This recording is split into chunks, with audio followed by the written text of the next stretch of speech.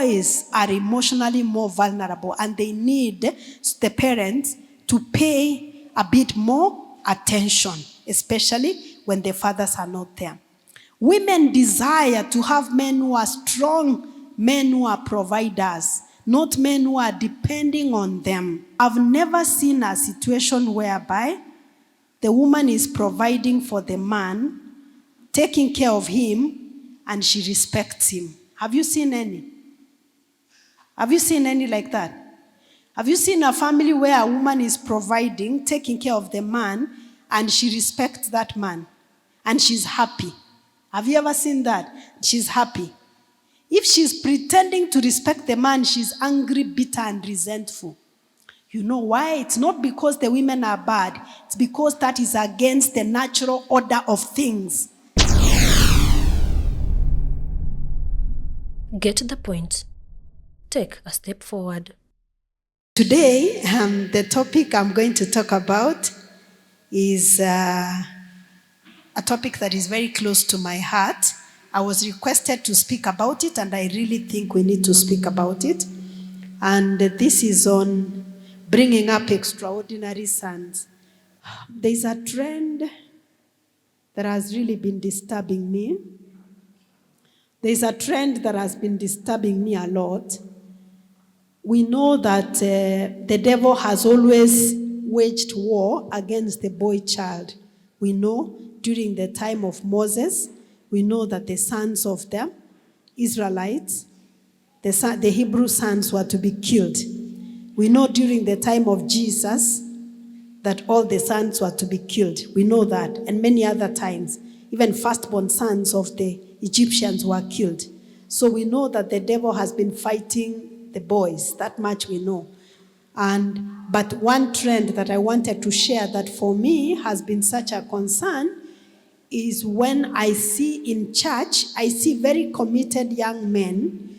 They are serving the Lord, maybe they are singing, and they are doing many other things, but they don't seem, I think the sound, I don't know whether the sound is good. So I was saying that a concern I have seen is where you see young men who are very actively involved in the service, and they are in their late 20s, some of them are in their 30s. Unfortunately, a lot of them are living with their mothers. That for me is a concern. And some of them are not even on their feet. They are not taking care of themselves. They are depending on their parents or other people. Worse, others are even getting married and moving into the women's houses. That is a big concern to me. And that points to a fundamental issue that we need to address. I would wonder if my son will wake up one day and think it's okay to pack his bag and move into a woman's house. Please, that is not okay. I tell my sons that even if I'm dead, I will haunt you until you leave that woman's house. Of course, I know the dead know nothing. I'm just trying to show you the way it is very, very disturbing that some of them are even getting married in holy matrimony in church, and they are packing their things. Instead of the way we were used to, ladies pack their clothes and go, our sons are packing things to move into the girls' houses. And they will tell you it's because the girl is the one who has a better job. It's because she's living in Lavington. Me, I'm living in Kawangware, so it's better for us to go and live in Lavington. No. It is not okay. Si sawa kabisa. Even culturally speaking, in some of our cultures, a boy could not marry until they had a house. The first thing that the parent will ask a girl when she's saying that she's getting married, the first question even my mother asked me, does he have a house? They don't even ask about a job, whatever. Is he good looking? I don't know what. Does he have a house? Because where is he taking you? There are parents who even find it okay for their son to marry and bring a wife in their house. Hapana, you can't do that. Even if you have a 12-bedroom house, there is no way your son can marry and move into your house with his wife. Because there is no way you can live with your daughter-in-law and the story ends well. That story does not end well. I said in one of the radio stations and people insulted me. When I said that when you bring your wife and you are living with your mother in the same compound, you start fighting even over cockroaches.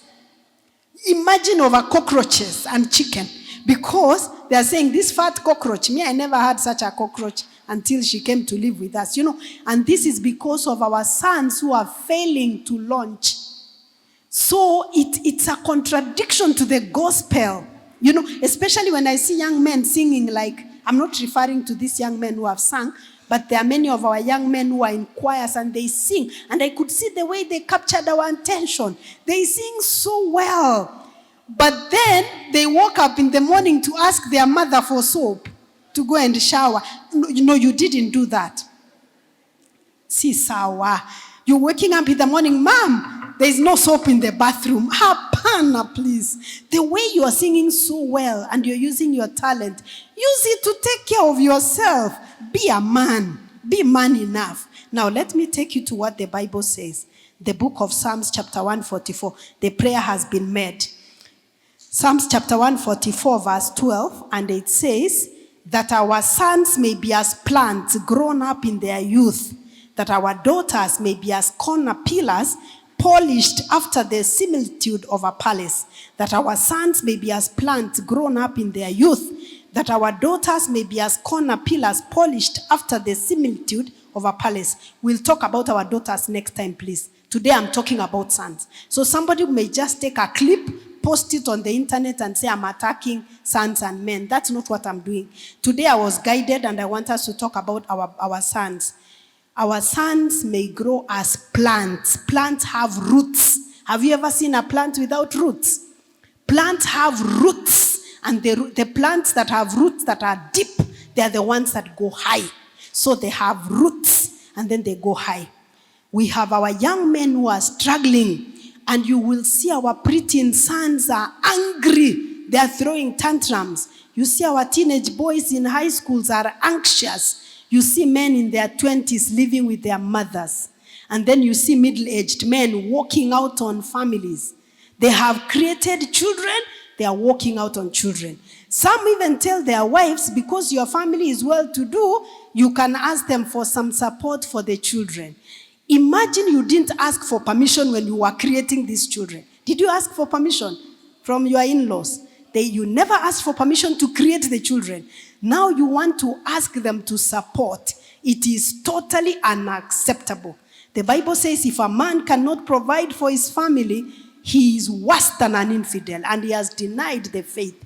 Please leave church, go and work and provide the family for the family first, because that is in contradiction with the gospel. Let me share with you 2 stories that I have witnessed. One of them was a young man. He was being raised in this family. He was an only son. His father had died, so he was being raised as an only son. From an early age, there was something about this boy. He used to get angry and cry until the mother gives him something, even when he was in high school. He would cry until he hyperventilates. Have you seen people crying until they go until he has to be given whatever he needed? The mother would give him to the best of her ability. The father had died, was an only son. So the mother would give him whatever he needed. When this young man went to university, he would go and drink, then sit on the middle of the road. Drink, get drunk, sit on the middle of the road. He had a girlfriend within the university. And the mother would tell the girlfriend, go and get him, please. Go and get him. He would drink, leave his ID when he's in university. The mother would send money to the girlfriend to go and get him out of the police station and pay for him the alcohol where he has drunk. So he continued doing this way. Whatever the boy needed, he could get. But he was an intelligent boy. He completed with a first-class honors. He got a scholarship to study masters. Before then, he got a job with one of the top companies in this country. So he was working there. And the boy believed that whatever he needs, he will get it. So because the father had died when he was very young, so at that time now, the mother thought it was time to tell him some of the properties, whatever the dad had left. So this particular day was on a Friday. The mother told him, remember, he's doing his master's, he's a team lead, he's in his mid-20s, big company here in Kenya. So the mother said on that Friday, please come home. Now he's stable. Come home, we talk about some of the things that I want to share with you, which your father had left. So that Friday, this young man had seen a TV anchor, one of the TV anchors. And he had developed an attraction for this TV anchor. And he wanted to take her out. So he had proposed to her, online. So they were to meet for dinner. So what we don't know is whether she came or not. But he dressed in his, don't know, either a tuxedo, how people dress to go for dinner. He went for dinner with this lady. Remember, back home, the mother is waiting. True story. The mother is waiting for him to go home because that was the day she was going to tell him some of the things that, the dad had left. So now as the mother is waiting, she decided not to sleep because she said, he may come later. So she dozed on the couch, on the sofa. At about 11 midnight, her phone rings. So she picks the phone. She's thinking the son is at the gate. So she's picking the phone. It's the phone of the son ringing. And then she picked it. It's somebody else speaking. Then the person asked, are you Mama so-and-so? She said, yes, where is he? Because she's thinking it's somebody who has maybe taken him home because he was coming home that day. He said, he's in a very bad state. She said, what do you mean? The person said, come to a certain hospital. Come to Nairobi Hospital, for example. Come there right now. She said, I'm far away. She was in Kisii. She said, I'm in Kisii. He said, just come right now. He's not in a good state. So the mother is trying to wake up from her sleep. She's alone in the house. She's confused. Then she tells the person who called, dial the phone, get the number of so-and-so, and call this person. It was a relative who is in Nairobi. Tell him to come. Anyway, long story short, the young man had been involved in a hit and run accident. A vehicle had hit him along this road. That time, 11 midnight. Now, we don't know whether it was a suicide mission, but even as he was hit, he was dressed in his very smart dinner clothes. He had gone to meet. He had told people that I've been admiring this TV anchor. She has finally accepted to meet me for dinner. So I'm going to meet her. So instead of him going home, whatever they had planned with the mother is waiting at home. He decided to go for dinner with this lady. We don't know whether it was suicide or whether it was hit and run, whatever it was. The most important thing I'm trying to say is that the boy was, by the time they arrived at the hospital, was pronounced dead. So one of the regrets the mother kept on making, she said, I wish I had told my son the things I've been holding. I've been wanting to tell him these things for over 20 years. When the father died, he was maybe 5. So the mother said, I was happy because he had gotten his job, he was stable, he had started his master's, and I now wanted to talk to him, to tell him some of the things I've been wanting to tell him. That was the end of the life for that boy. So during the funeral, the girlfriend came for the funeral. I noticed that the girlfriend was crying very bitterly. So I said, is there something more? I'm not sure whether I asked her, but I must have implied, is there something you want to say? She said, yes, there's something that is hurting me more than the death of this boy. What is it? She said, when I was in university, I conceived with him and I got pregnant. I was expecting twins. He told me, no, we can't do this. You have to terminate the pregnancy. So I terminated twin boys. So she said, I wish I didn't do that, because I would at least have something or someone to give the mother.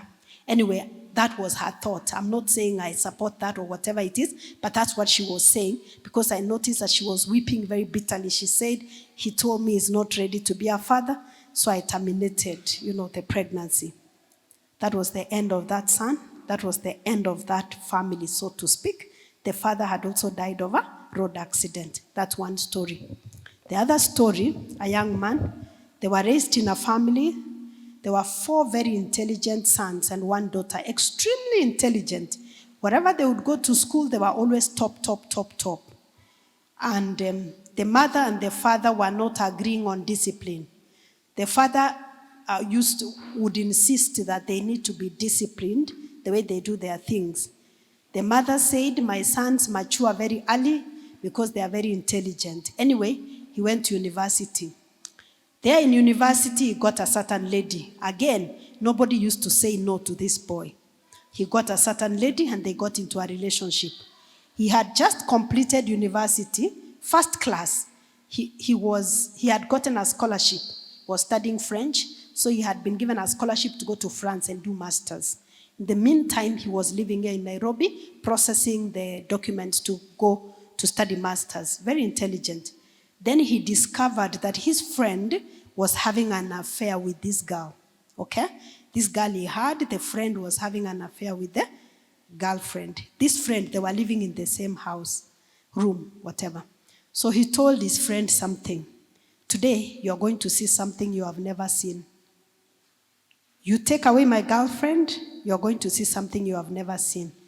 There was someone on Thika Road, and he stepped on the road, and he stood in the middle of the road. There was a truck coming. The truck ran over him. And his friend saw something he had never seen. And the young man died on impact. And just like that, the dreams and everything. The lives of the parents were never the same again because they had lost the older brother again, who was also extremely intelligent. They had lost him to HIV when he was in his prime. His elder brother, this was the second born. The parents' life were never the same again. They had to move to another county. Their lives were changed forever. I'm not going into details. I wish, again, these were just 2 stories, but the stories are very many. That these boys were intelligent and everything. Externally, they were strong, but internally, they were weak. They never learned how to manage their emotions. How I pray that none of our sons is going to find himself to be in such a state. Back to what I said, that our young men being dependent, even at an age that they need to be independent. I know that we live in a country at a time when there are no jobs. That much I know. But honestly speaking, the reason cannot be that there are no jobs. That's why my 32-year-old son is asking me for soap. That cannot be. It cannot be the issue that it's because there is a lack of jobs.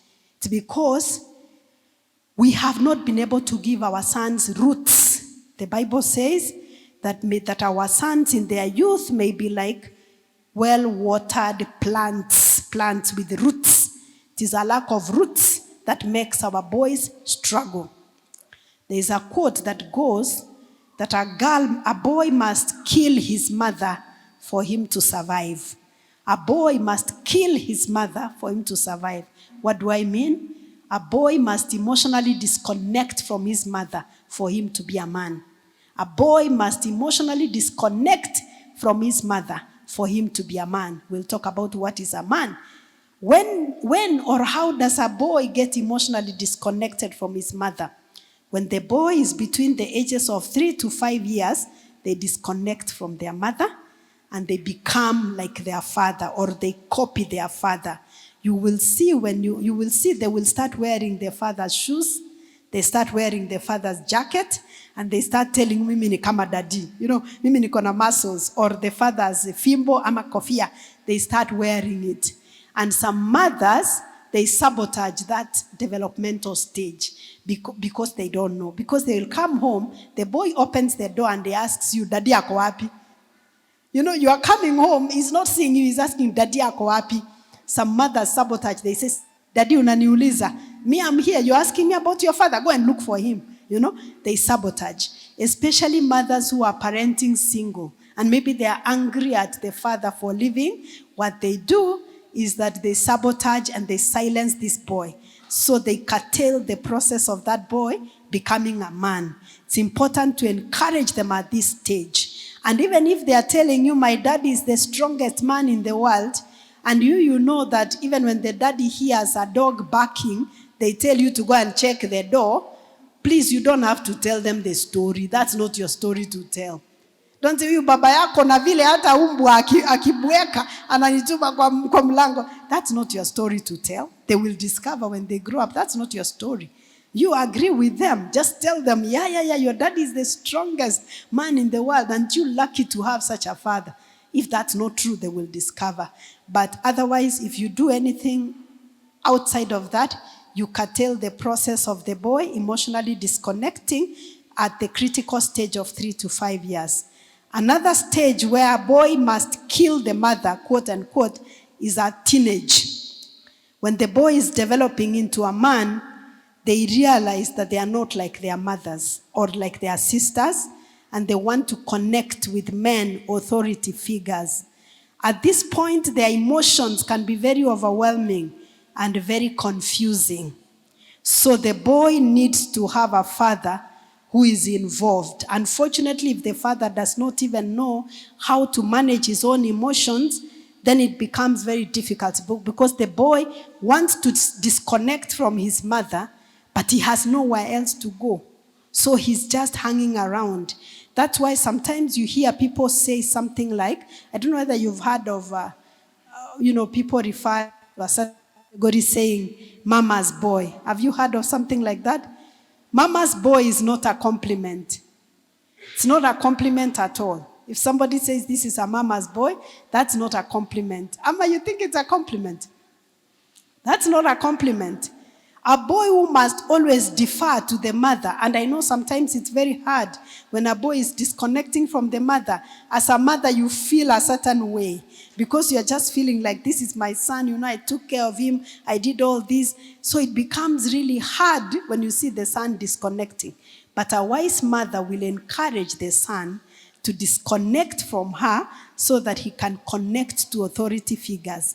There's a mother somewhere who told me that when she wears a dress, she's a single mom. Nothing wrong with single motherhood. If you are the one who's taking care of your children, may God bless you. Another mother told me that when she dresses in the morning, she goes to the son to zip her dress for her. No, apana. The son is a teenager, young adult, and before she comes to church, she will go. The son zips her dress. Please, you're going to ask me who zips your dress. If you have no one, put the zip on the side, please. No. You cannot be going to knock your son's door for him to zip your dress and ask the son, am I smart? Often the results are disastrous.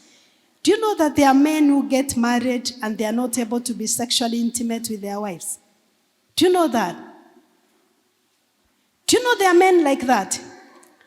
Do you know there are marriages I know that have happened in the church in the past few years, and they are already divorcing because they have gotten married and the man is not able to be sexually intimate with the wife? Mama's boy. He doesn't have a medical reason. Do we say a medical reason? But he's so emotionally entangled with the mother, so much so that he doesn't even know how to be a man. I know you hear these are stories, but I'm telling you it is the truth. So be very, very worried if you are with a man and you go and anywhere he says, this can look very good on my mother. I can buy this for my mother. It is okay to respect and to honor your mother. But your mother cannot be the reason why you live, why you breathe. She cannot be the one being asked questions. You see? If my sons right now, they bring girls to me, chances are high that I will never see anybody good enough for my son. That's the truth. Because I think my sons are too good. That's why I say don't trust me with judgment on who is the right person for you. First of all, do your own research and talk to somebody else. Okay? Ordinarily, when boys are growing, they are obsessed with being strong. They want to be strong. That's why so many boys have a desire to work in the military or to be a policeman. Have you seen young boys like that? They'll always be thinking of working in the military or being a policeman because for them that is the epitome of strength and masculinity. But there are boys who don't have such desires. They just want to be around. They just want to be around and make mama happy and make mama proud. They just want to do that. Because that is how they have been socialized. That is how they have been raised. They have been raised not to have. They do not have roots, okay? As boys are growing, they yearn to have their fathers involved so that the fathers can provide moral and spiritual direction. They need dads who show them what it means to provide. Contrary to what we think, actually, boys are emotionally more vulnerable than girls. Boys are emotionally more vulnerable than girls. Let me ask you a question. When you think of a mother with a special needs child, okay, no, let me put it this way. When you think of a family with a special needs child, what comes to your mind? A mother with a son, isn't it? If you compare the mothers you see with special needs children, the ones who are with sons and the ones who are with daughters, which ones are more? Boys or girls? Special needs, which ones are more? Boys. Because boys are more likely to be diagnosed with learning disabilities, with autism, with ADHD. Boys are more likely to be involved in drunk driving and even in delinquency, okay? The stories I have given you, both of them, the girls were left and the boys died, okay? When families go through a divorce, it is very difficult for both genders, but it is especially more difficult for boys. That's why in many families that have gone through a divorce separation, the daughters will be strong and stable, but the boys will get lost by the wayside. Haven't you seen that? It is not common to hear a story where, you hear a story where the father maybe walked out, the mother has struggled to raise the children. Most often you will see the daughters doing great things. But usually the boys, you will see they are taking alcohol, they are doing something and what. Boys are emotionally more vulnerable and they need the parents to pay a bit more attention, especially when the fathers are not there. Women desire to have men who are strong, men who are providers, not men who are depending on them. There is no marriage I have seen. Let me say this carefully. I've never seen a situation whereby the woman is providing for the man, taking care of him, and she respects him. Have you seen any? Have you seen any like that? Have you seen a family where a woman is providing, taking care of the man, and she respects that man, and she's happy? Have you ever seen that? She's happy. If she's pretending to respect the man, she's angry, bitter, and resentful. You know why? It's not because the women are bad. It's because that is against the natural order of things. Do you understand?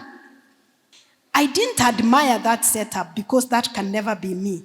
But I just got intrigued because I said, there's something very unique about this and I can learn from them. So I talked to the lady, I said, what makes you, what's keeping you guys together, loving each other like this? And she said, I am very grateful because I have been in another marriage or relationship before, and the man was hardworking and everything, but he didn't treat me well. So she said, I'm counting my blessings with this man who truly loves me, even if he's not. So you asking why he was not working or anything, you wonder. So she said, I'm very thankful. And I said, good for you. Before long, this man sent a message and he said, please help me. He sent online. It's, online, and I get a lot of DMs. He said, please help me because my wife is having a relationship with another man. I said, definitely that was going to happen. I didn't say it loudly. I'm just saying now. I knew that this was going to happen. It was only a matter of time. And if you looked at those messages that the wife was exchanging with another man, they were like those teenage messages. Did you ever write letters when you were 17, 18? Okay, Gen Z. Zile barua mnaandikanga, zile messages.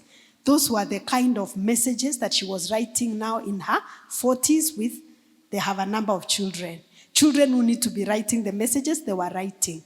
So the messages were shocking, but not shocking because that was an expectation. Because over time, how does she begin to view this man? You see, how is she viewing him? it changes. There's something called polarity between masculinity and femininity. Let me explain. There's something called polarity. For people to be romantically attracted and to enjoy sexual intimacy, there has to be polarity between masculine and feminine. Okay? Somebody has to be a man, another one has to be a woman. So when there are reversed roles and there's confusion, the woman starts wearing the pants, she will resent and despise this man. Okay? When the man starts wearing the dress, he will end up being like a child in this marriage. And this man said, I'm shocked that my wife can be so romantic with another man like this, and yet in our home, intimacy died a long time ago. I said, obviously, it would. Anyway, so along the way, the man said, if only she can start for me a business of about 3 million, I will just leave her in peace. Are you seeing that kind of twisted thinking? The man is saying, if only she can give me 3 million to start a business, nitamuacha. How did it become okay in a man to ask a woman to start a business for him? When did that become okay? Lack of roots. Lack of roots. Anyway, the story didn't end well. I won't finish the story, but it did not end well. So I'm trying to say I am yet to see. And even when I ask women all over, right now they may be afraid of raising their hands. But when I have conferences and I ask women, will you be okay housing, feeding, providing for your husband? I've never met a woman who will say it's okay. And I ask, will you respect? They say never. Will you be attracted? Never. Because there has to be that polarity.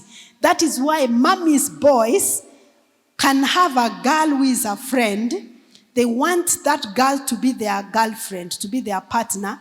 And the girl says, we uko sawa lakini hapana. And the guys, it feels like this. The girl experiences the young man like this. If you have ever taken tea, when tea has enough sugar, I don't take tea, I don't take sugar. So I'm just saying, from what I can remember. When tea has enough sugar, it tastes nice. Sindio? What happens when you put too much sugar in that tea? Inakugaragaria, unasikia kutapika. So that's how a mama's boy comes across. Like, he's okay and everything, but as a girl, you're with a mama's boy, you feel like you're with another girl. Yani kuna kitu, there's something that just doesn't work. You just feel like vomiting. And they're wondering. And eventually the boy will be left or will be cheated on. And the parents will be saying, even us in the church will be saying, but this young man is so good. Why can't he get a wife? He's effeminate. He's effeminate. Women, girls want men who have roots, not effeminate, some creatures somewhere in between. Okay? Very important. So the question we may be asking ourselves, how do we raise our sons? And I know this is a pregnant topic. That's why we'll give it enough time for questions. How can we raise our boys to be strong so that they have roots? They have roots and they can grow high. I will give you about 7-8 ways that we can raise our sons to be strong, and then I will take questions. We need to teach our sons the language of emotions. We need to teach our sons how to identify their emotions, how to express their emotions, and what to do with their emotions. The 2 examples I gave you, these young men never knew how to express their emotions, what to do with their emotions. Eventually, it leads to addictions and even suicidality, and many other things because they cannot express themselves. There are certain men who have been raised not knowing how to express any emotions except anger. So when anything happens, they fight, they're angry. Some men will be so addicted to sex, not because of the sexual act itself, but that is the only time they can feel something. They can feel something. There is that saying that goes, Simba mwenda pole ndiye mula nyama. So you see, they are just quiet, they can't express themselves, but every time they feel they want to have sex because that's the only time they can feel something. They have learned not to express their emotions. Somebody gave an illustration and said, if we had a young boy and a young girl, if the girl fell down, we will pick her up and comfort her. But if a boy fell down, we will tell him, stand up, you're a man, wipe yourself. Why are you crying? Unalialia kama msichana. So the boy learns that expressing of emotions is what? Is wrong. So they are raised not to express their emotions. And eventually it comes into addictions, or even it comes to acting out sexually, because they never learn to express their emotions. Another thing we need to do is we need to train our sons to be teachable. I really struggle with this a lot with my sons, being teachable. Kichwa ngumu like what? I mean, you're trying to be told something. Na una act tu kama mjua. And anytime I tell them, I don't know whether this was a prayer or it's a question. You need to guide the children when you give them. They put a question here, I can't find it. So if it's a prayer request, it's fine. But if it's a question, they bring here. So let me tell you something. You know, I have been telling my sons, I tell them, what a young man cannot see when they are on top of a tree, an old man can see under the tree. So I tell them, these things I have experienced them. Your daddy has experienced them. Other people have experienced. We know these things. And they will look at me and they'll tell me, maybe the old man has lost his sight. Imagine. So, you know, I'm trying to tell them, even if you think I'm seated under a tree, I can see further than you. They say your sight is not as strong as mine, you know. So it is very difficult. We need to teach our children to be teachable, not to be arrogant, like they cannot listen to anybody. Then when they go down the road, things go south because they cannot listen to anybody. And we are not saying that as a man, like you have to take everything people tell you.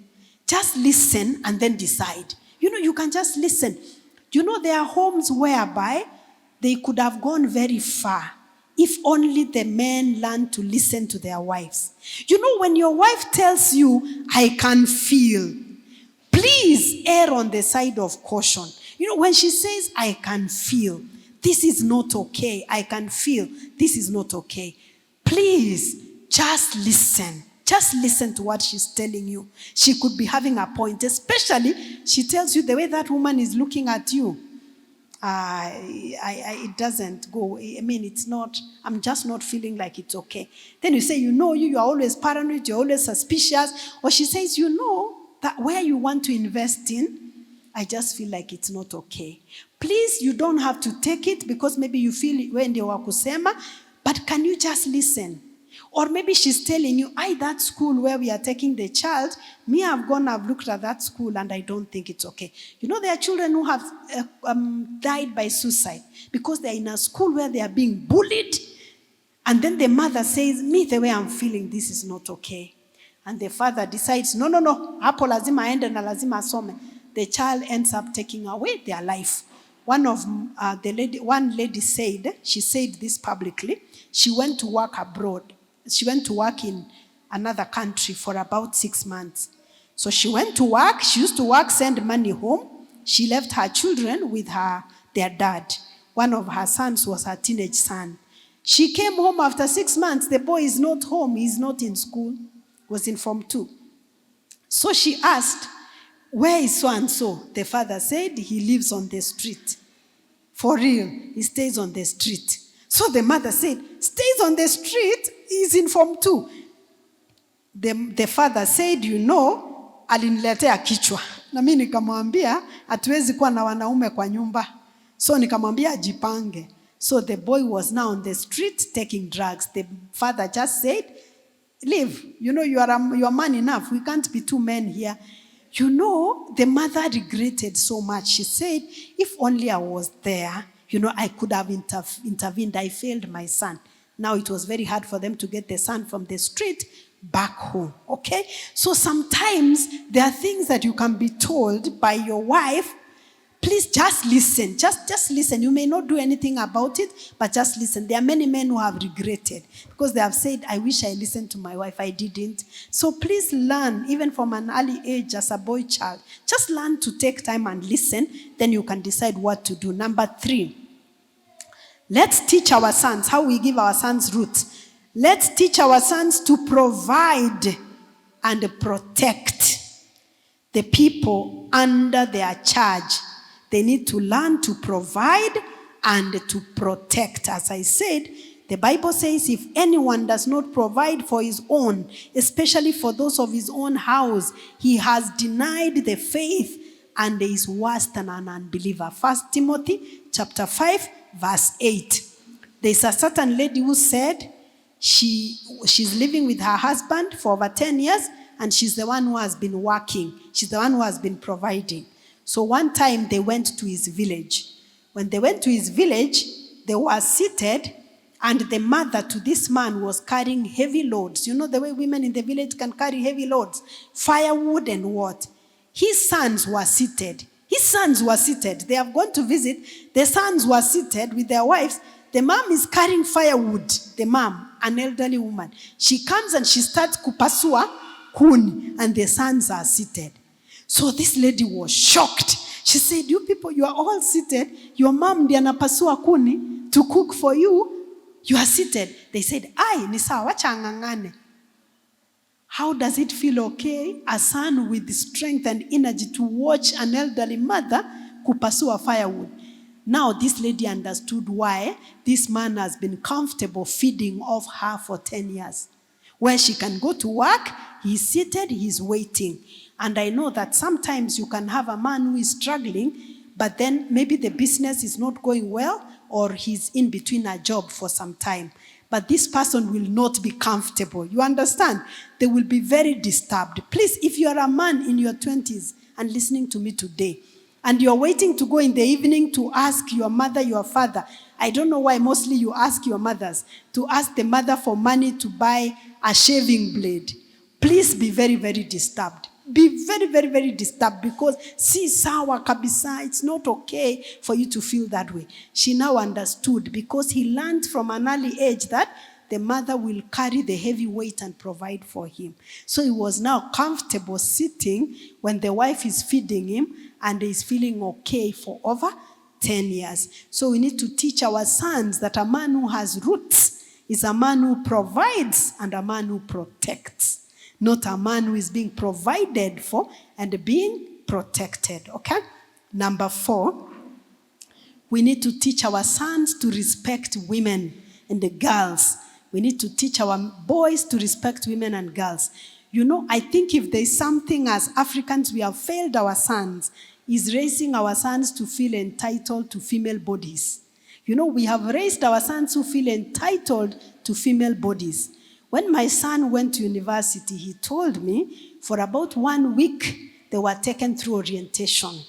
And one of the things that was very clear is that the institution he is in, they have zero tolerance towards sexual harassment. Zero tolerance.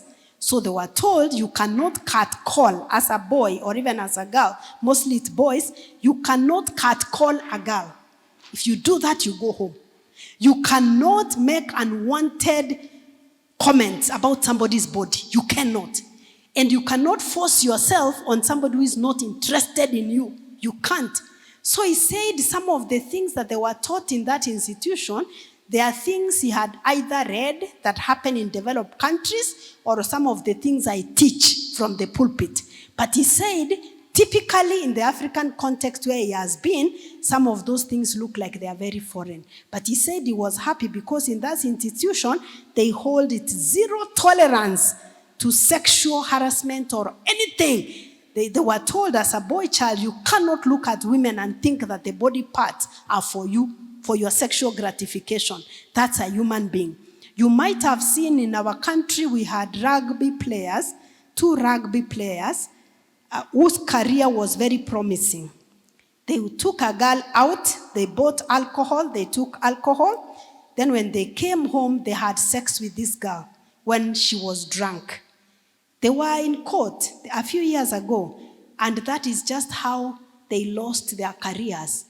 And they were told it consent all the way. The fact that a girl accepted to go out, of course I'm not telling people to drink. I don't drink, I'm just saying. The fact that the girl accepted to go out with you, number 1. You bought her alcohol, number 2. You came to the house, to your house with her, does not mean she has consented to sex. And I know somebody will say, but why don't you tell the girls also to to take care of themselves. That's another topic. Today I'm talking about boys. So the thing is that the fact that you can't say, oh, but she accepted my alcohol. She accepted to go out with me. She accepted to go to my house. Did she accept to have sex with you? And just like that, these two boys, I looked at them, they were in their 20s. Their career was really gaining momentum. And I saw them in court breaking down. And just like that, they were jailed for sexual abuse. Yeah? You cannot do that because you cannot assume that these are your bodies. In fact, I've had a lot of ambassadors and young single ladies in some churches. I've heard them say how the greatest headache they have in church, I believe it doesn't happen here, but this is what I've been told in other churches. They tell me the greatest headache we are having in churches is with your husbands, with the elders and the pastors. And they say, imagine you go home and then you are receiving a message and this man is an elder, he's the one who baptized you. I mean, of course, the pastor baptizes, but he was in the water with you when you are being baptized. And the man is sending you a message about your body and you're looking, you are like, what is this? Like, what are you talking about? Feeling entitled. Listen to widows. You know, widows say the way they're having such a hard time in church because the moment they bury their husbands, some men in church think now the widows are property. In Nyanza, the widows are called mugongowazi. You know, there's that samaki called mugongowazi. Mugongowazi is very cheap fish that is available for everybody. So some men say, huyu ni mugongowazi. They're just open to anybody. Entitlement to female bodies.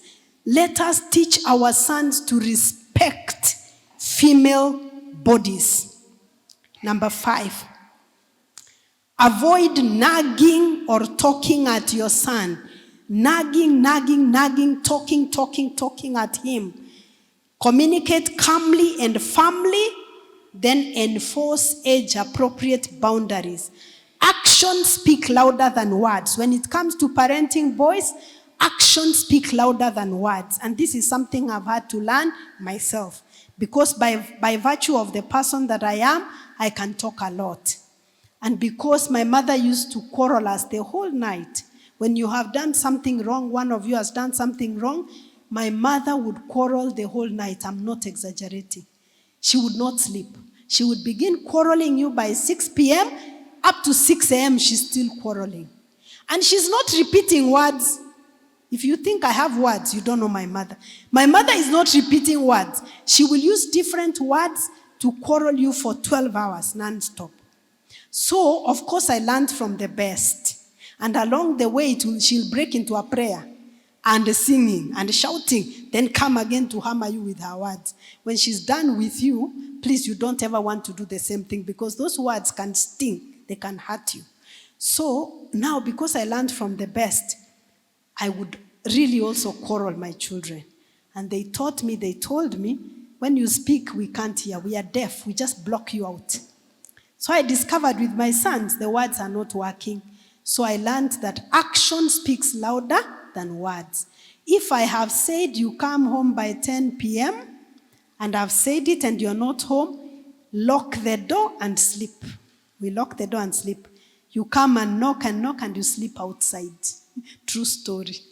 So if that is what we have said, please, no, that's it. We don't, I don't, initially I would stand at the door and make noise and say, see now, you'll see what's going to happen. I learned that actions speak louder than words. If I said your allowance for the week is this amount, then you start sending me a message midweek, sasa masa, niaje, naeza niokolea. I just say, no, not possible. Tunasonga. Kasonge kaende.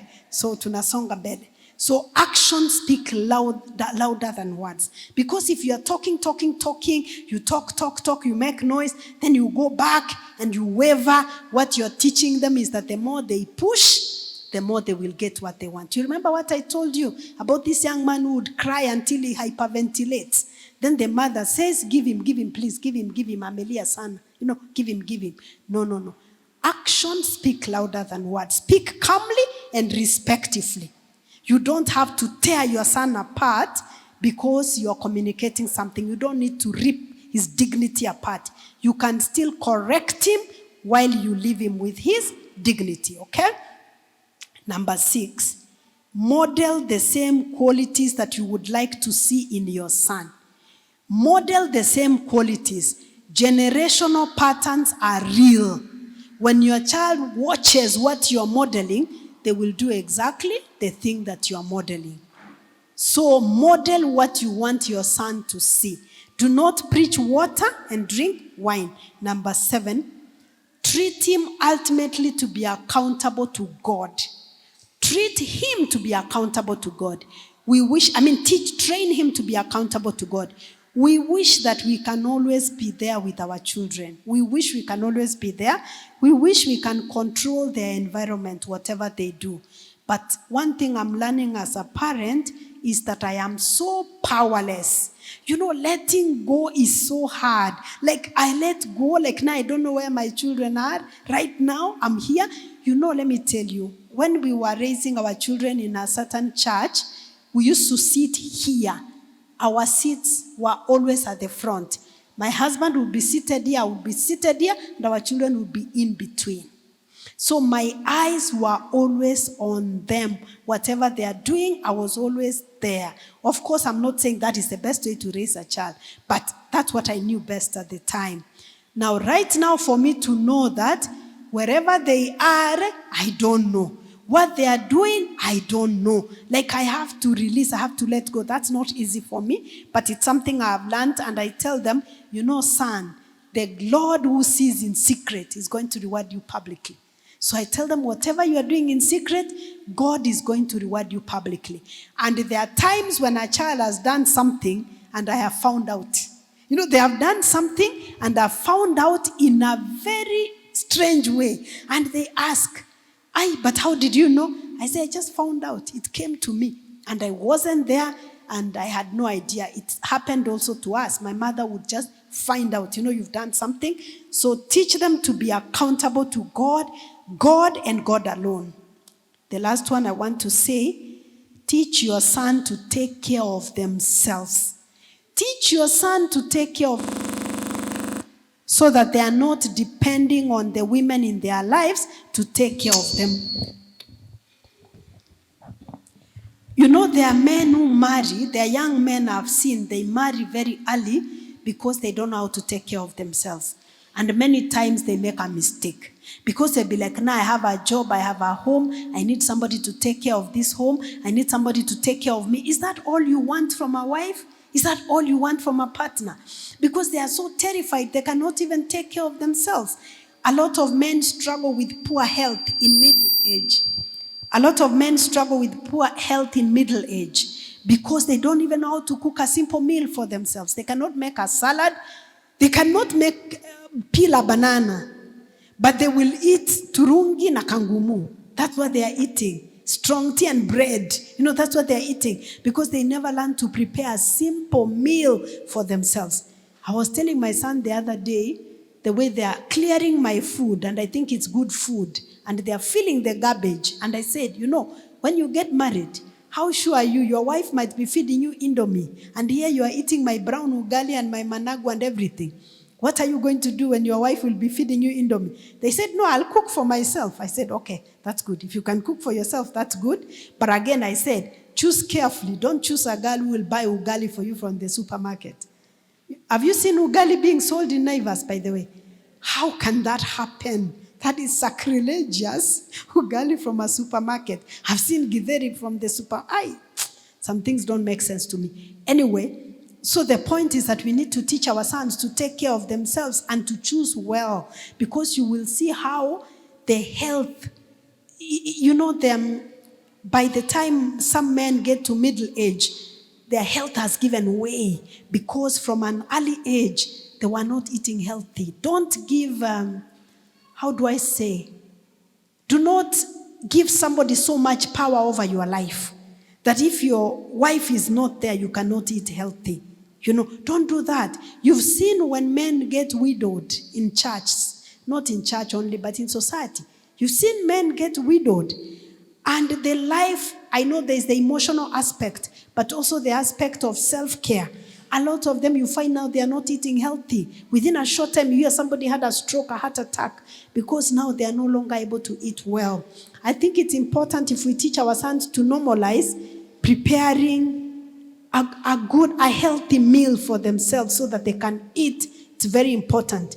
I saw a certain man somewhere. He had a wife. This is the last thing I'll say. I'll take questions. He had a wife who was very, very hands-on. She was very hands-on. So when they were building their home, the wife was on site. She built a beautiful home. She was even importing materials from the Middle East, and everything had a detail. When I looked at that house, I wish I was like her. So this woman was hardworking. She wasn't so educated, but she was in her business. She was very diligent. She built that home, I'm telling you. Imagine the moment she finished building that home, she died. She didn't live in that house even a single day. The house was complete. By the time it's getting complete, she was diagnosed with a form of cancer, 4th stage, I think, or 3rd stage. She went for treatment. She died. She did not enter this house. So, because the house was complete, they moved into it, and now the burial preparations and everything were done in the house. So, as we were going to that house, you look at that house, and you are looking at this lady now, a body, in the house that she invested herself in. She both worked with her hands and supervised. She used to go on site and stay on site the whole day. She even knew the stone. She'll know where to get the stones from. Anyway, she died. She was buried. And I remember during the funeral, the husband, I looked at him and we just felt so sad because he was broken and confused. And he did not even know where, the place where you put tokens. He had no idea, like tokens are steamer. He had no idea. And so the man did what the mistake most men do. Was about, not most, sorry, some men do. Was in his 50s. He married a 20-something-year-old girl. Please let me just give you free advice. If you are a man in your 40s, in your 50s, and for whatever reason you are marrying, please, there are no wives who are 20-something-year-old. Please, there are no wives. These are children. There are no wives. Do not deceive yourself that this is the one who is going to take care of me when I'm old. Forget about it. She will not take care of you when you're old. So he married a 20-something-year-old. And this woman had left her with a big car and with the teenage children. So this girl was even around the age of her sons. So for a few days, this girl was now driving the car, driving the man. The sons were so distraught, they fought, they didn't fight, but they disagreed so bad with the dad, they moved out. Because they are seeing they're in their 20s, the house the mother has built, a young girl has come in, taken over the car and everything. They disagreed so bad with this girl. It didn't take long. The father started having fights with this girl, obviously, and then the girl left. And this man actually got a stroke. So bad. Because his health now, he was isolated, he was home, the sons have gone, he did not even know where salt was. Have you ever been in a home where ata chumvi ujui? Like if your wife goes on a retreat, unampigia simu. Na chumvi iko wapi? Wapi sukari? Akienda ujue chumvi iko wapi leo. Please, just go and know. Just know where salt is, roughly. Just have an idea, please. Because there are men... Nimekanyaga live wire. Now let me tell you, there are men who tell me that when their wives travel, they just boil water, then make strong tea. Just the kettle, where it is. Ama gas, unawasha tu hivi anachemsha maji, anaweka strong tea, alafu anaenda kwa duka ananunua mkate, ama unajua zile kangumu zinazungushwa, the ones which watchmen and the people buy.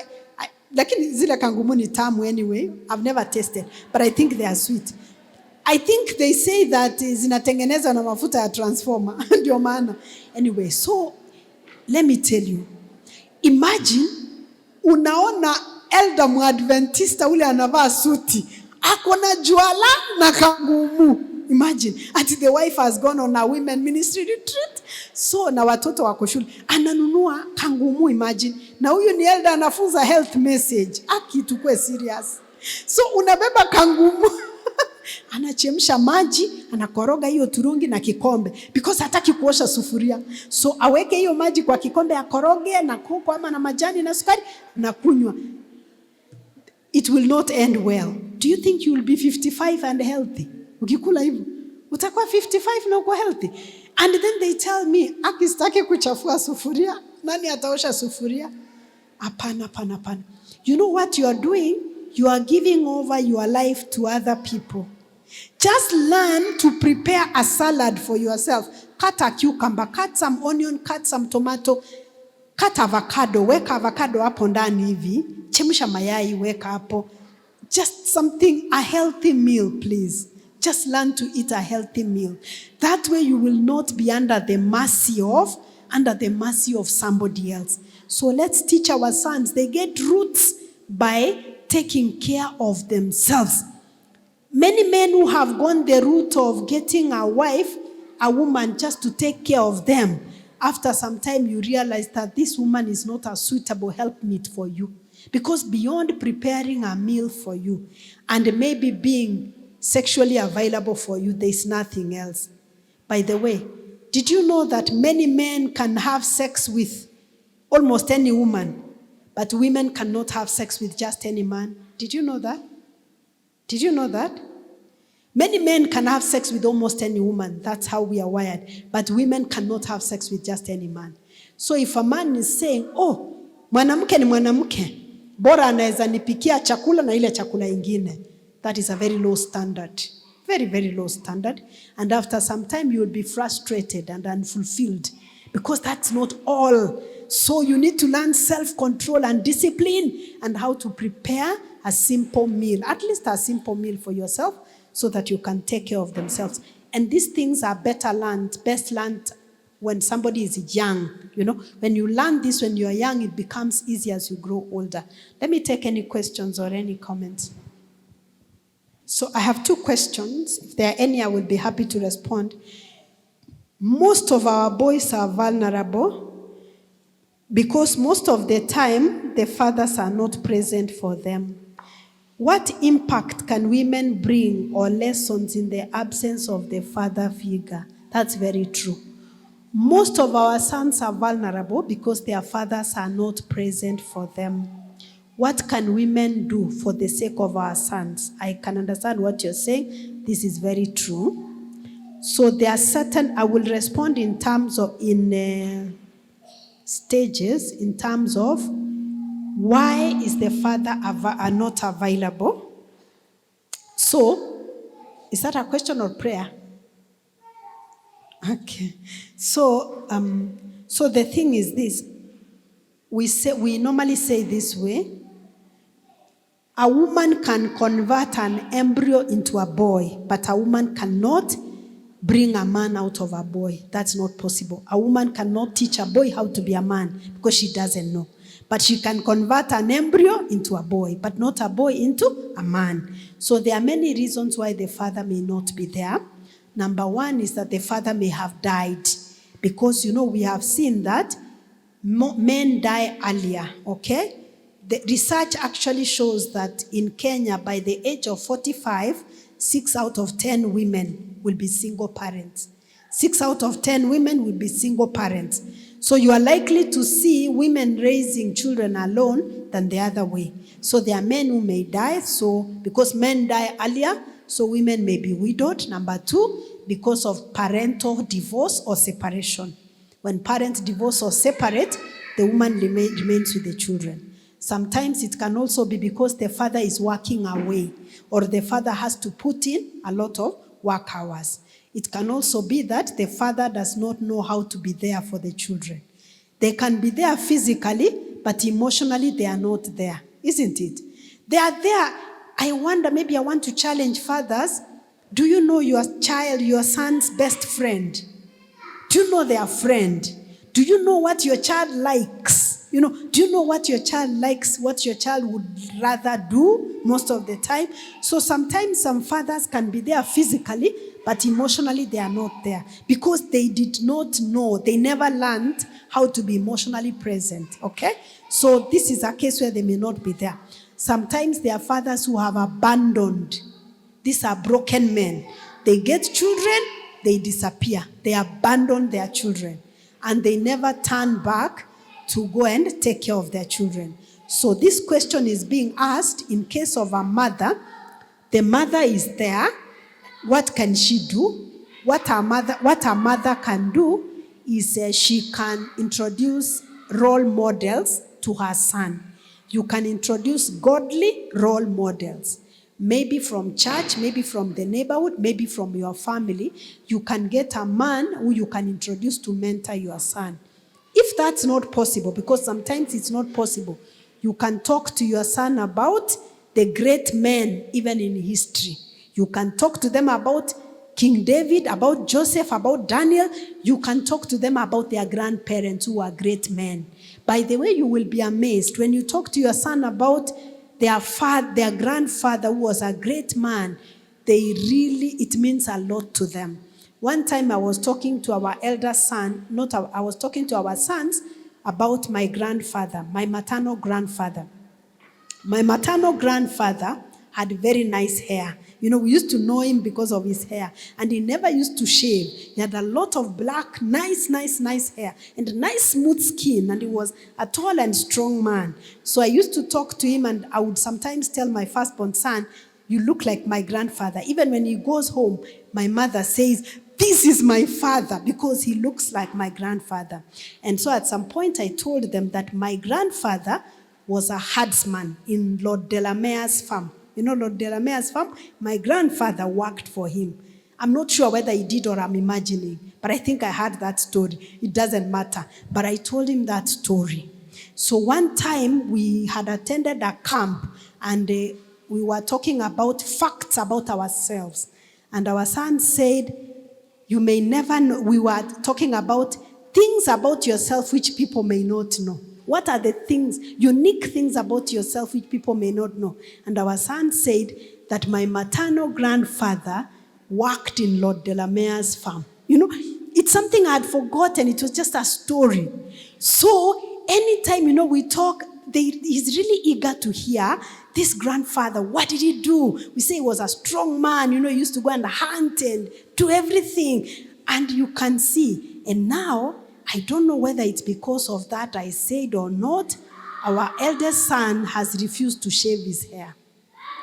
And so his hair, because we said, some people know him, and because we said, the way I would tell him, you are the one who took our grandfather's hair. And when I gave birth to him in hospital, the nurses asked me, Mama, how can you waste such hair on a son? Because he came out with so much black hair. They said, Mama, you've given birth to a son and you've given a son such hair. How can you waste such hair on a son? So, and I said, no, even a son can have such beautiful hair. He will give his daughters. So my son, I don't know whether it was because of that, but maybe other reasons. Our son has refused to shave his hair and his hair reaches almost here. If you know him, you will know that I'm telling you. So sometimes even makes it like Samson, the braids, the 7 locks, I don't know whatever that is, but he has a lot of hair, even beard. And I noticed that he's using some special oils for his hair and his beard. Olive oil. And I said, my son, bring that olive oil. We eat it in salad. How can you go? No. How can you go and buy? He goes and buys olive oil. Olive oil to pour on his hair. And I'm saying, please, my son, bring that olive oil. You can put it in salad and eat it inside. Then the hair will grow. He says, no, I'm treating my hair well. But one thing I know is that we kept on talking about how he's like my grandfather. We'd say, your skin is so smooth, just like my grandfather. So the point I'm saying is, there are great men that you know, even in your family. They are not perfect. Nobody is perfect, but they are great men. If you start telling them about some of the values those great men had, the children will eventually begin to grow in the similitude of those great men.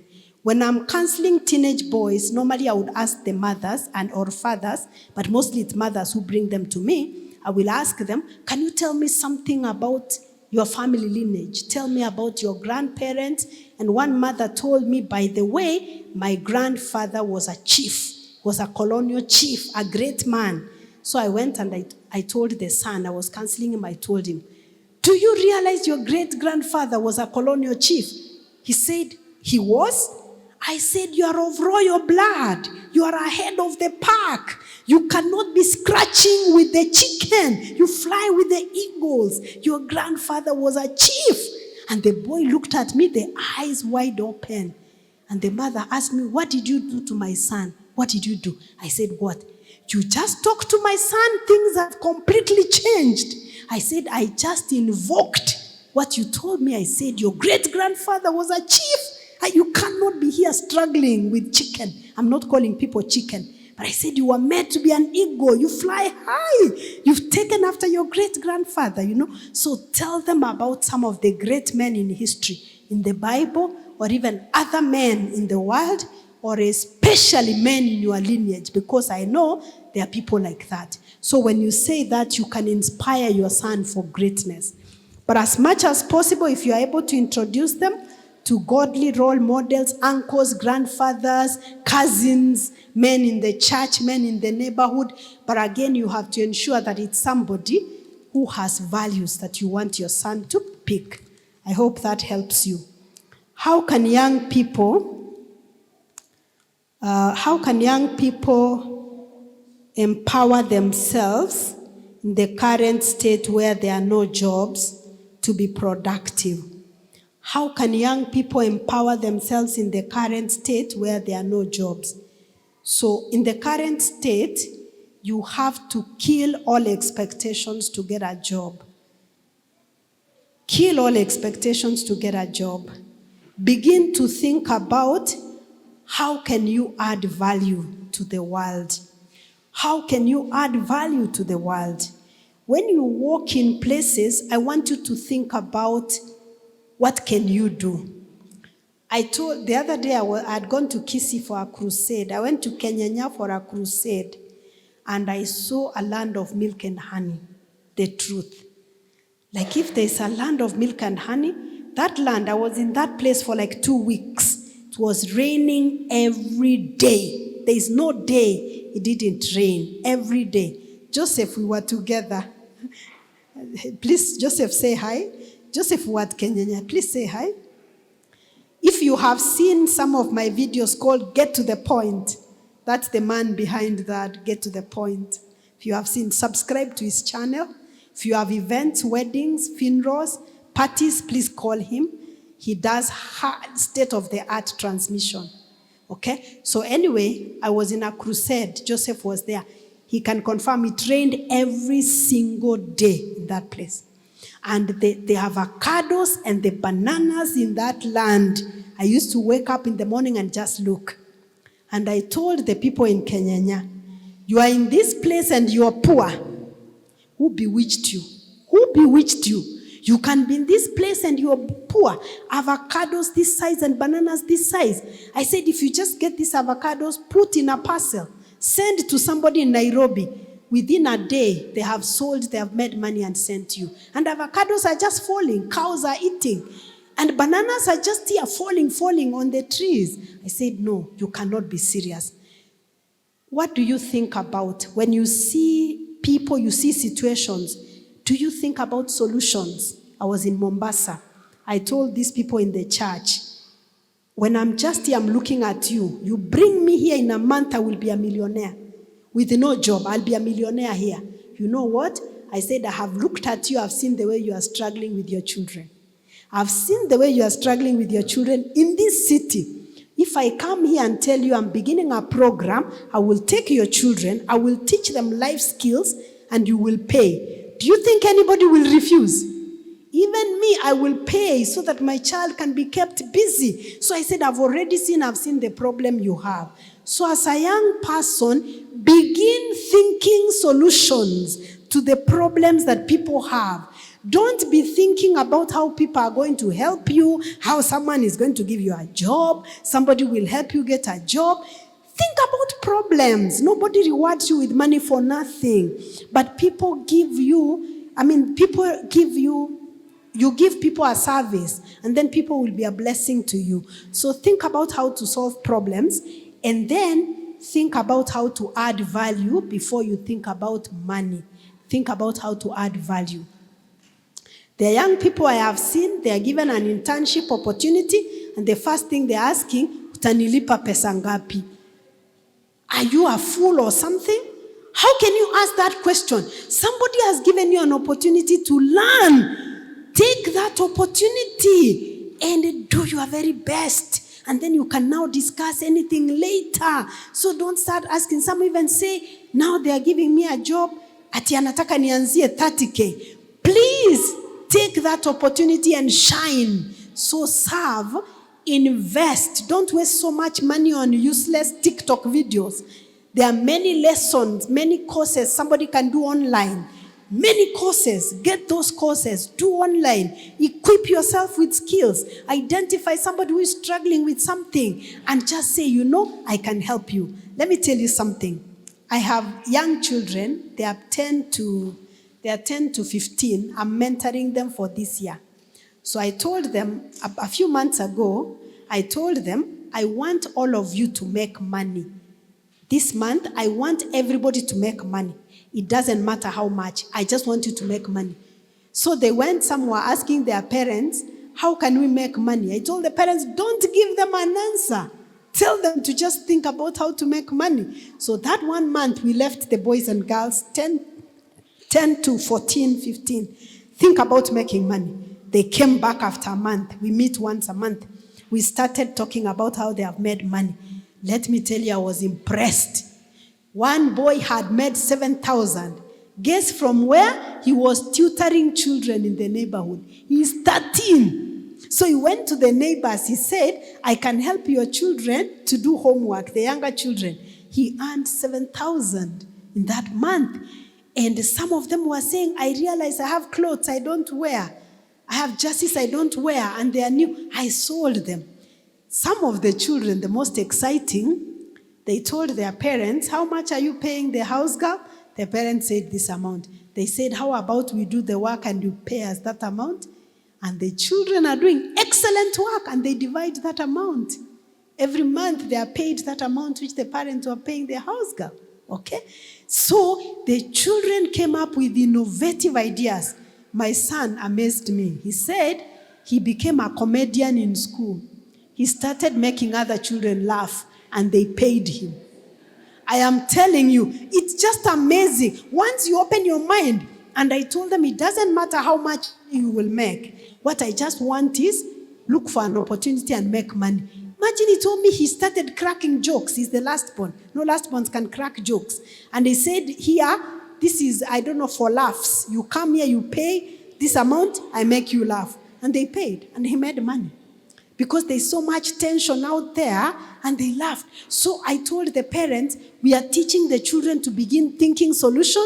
They begin thinking jobs. They begin thinking making money. They begin taking care of themselves. So every month when we review, 90% of the children tell me, I normally ask them, what's your take home? What have you learned in this mentorship program? 99%, just that I don't want to say 100%, they say I've learned to make money and budget the money and use the money. So every month they are making money. One mother said, my son is almost auctioning everything in the house. Because he looks, he says, Mommy, do you really need this? I don't think we can sell it. Mommy, do we need this? Imagine, we can sell it. Another one just said, he went to the supermarket, he bought a packet of sweets, then he sold them in the neighborhood and he made money. He just walks around with sweets he sells. Another girl told me they started selling cashew nuts with the mother. They get bulk cashew nuts, they divide, they go around in the neighborhood, they sell cashew nuts and they make money. Just like that. So think solutions. Think of what are people struggling with, think solutions. Equip yourself with skills. Be a person of value. Think of value first before money. Because once you have values, it's a gift that keeps giving. You will keep on learning more and more. And then finally, as a young person, if you don't have a job or you don't have a source of income, Please don't get into a relationship. There is no romance without finance, my friend. Who lied to you? There is no romance without finance. If you have no money, you don't qualify to be in a relationship. Go dump that person and focus on improving your life, getting better. Love is very expensive. And whoever is lying to you at as long as we love each other, tutakula hewa, anakudanganya, hakuna hewa mtakula. Hakuna, there's nothing. You have to work hard, be able to take care of yourself. And I'm not saying you become a millionaire. It's good if you can be a millionaire anyway. But the point I'm saying, you have to first of all be taking care of yourself. Wherever there is money, there is power. He who calls the piper, he who pays the piper calls the tune. So don't focus on you are busy looking for a girlfriend, looking for a boyfriend. The effort you are putting there, put it in making money. One young man asked me, he was asking me as a question when I was doing some live show somewhere. He's told me, there's a girl, we are in college together. I was approaching her, and she told me that I should become financially stable first. Now, is that a question or a statement? So I asked him, and your question is? He said, what should I do? I said, become financially stable. Is that too difficult to understand? The girl told me, become financially stable. That's not a question. Become financially stable. Then he said, but what about her? I said, you went to look for her. She didn't look for you. Did she look for you? So you cannot be giving her advice. She didn't look for you. You went to look for her. She said, be financially stable. It's simple. Be financially stable. So the same way you're putting effort in sending her DMs, can you send DMs to employers and business people and entrepreneurs and seek for advice on what to do? So much emphasis has been put on a girl-child empowerment. What will a boy-child do when dealing with a girl? Now, there is no problem with empowerment on a girl-child. It is good because traditionally it has been very disproportionate. And maybe if I can also help you understand, do you know that when women earn money, 90% of that money goes back to the family? Did you know that? I'm not talking about wicked women, please. I'm not talking about Delilahs and Jezebels of this world. I'm talking about a good woman. When women earn money, 90% of that money goes to the family. So it's very important when a woman can be empowered, she can earn money, because that money eventually translates to improving the welfare of the family. So in this discussion, we are not in any way saying that girl child should not be empowered. It is very, very important. The IQ, intelligence of the child, is determined by the intelligence of the mother. If a mother is empowered, she can decide, she can make a decision, she can choose, instead of buying chips muitu, she can buy avocado, oranges, and bananas and eat. And that is going to improve the health of the unborn child, okay? Instead of the mother buying mandazi for the children, she can now buy something healthy because she knows better. So it's important for a mother to be empowered, okay? Now, somebody has said, what will a boy child do when dealing with the girl child? So the fact that the girl child is empowered does not mean that your empowerment imeisha. It doesn't mean that the boy cannot be empowered. Maybe, just maybe, if there are situations whereby the boy does not know how to deal with an empowered girl. You know, many of our parents, they stayed married because our mothers had nowhere to go. Do you know that? Many of our parents, some, it's not that they were not having struggles in the marriage. It's because the mothers had nowhere to go. So there's no way you can expect somebody who has somewhere to go, kuvumilia. You know, one time when I was growing up, my mother told me something that made me very sad. My mother was married when she was a teenager. My father was a widower. So he was an elderly man, okay? Maybe in his 50s. My mother was a teenager. My father was a widower. So my father had children who were older than my mother. You understand?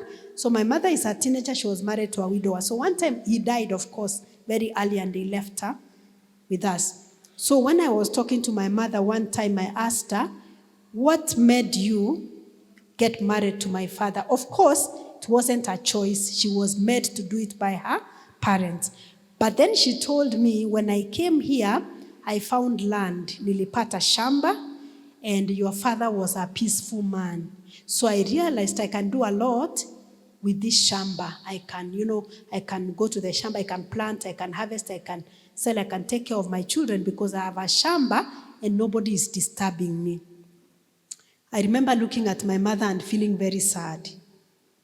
And just saying, I will hate to be married because kuna shamba na mtu anisumbui. That is just too basic.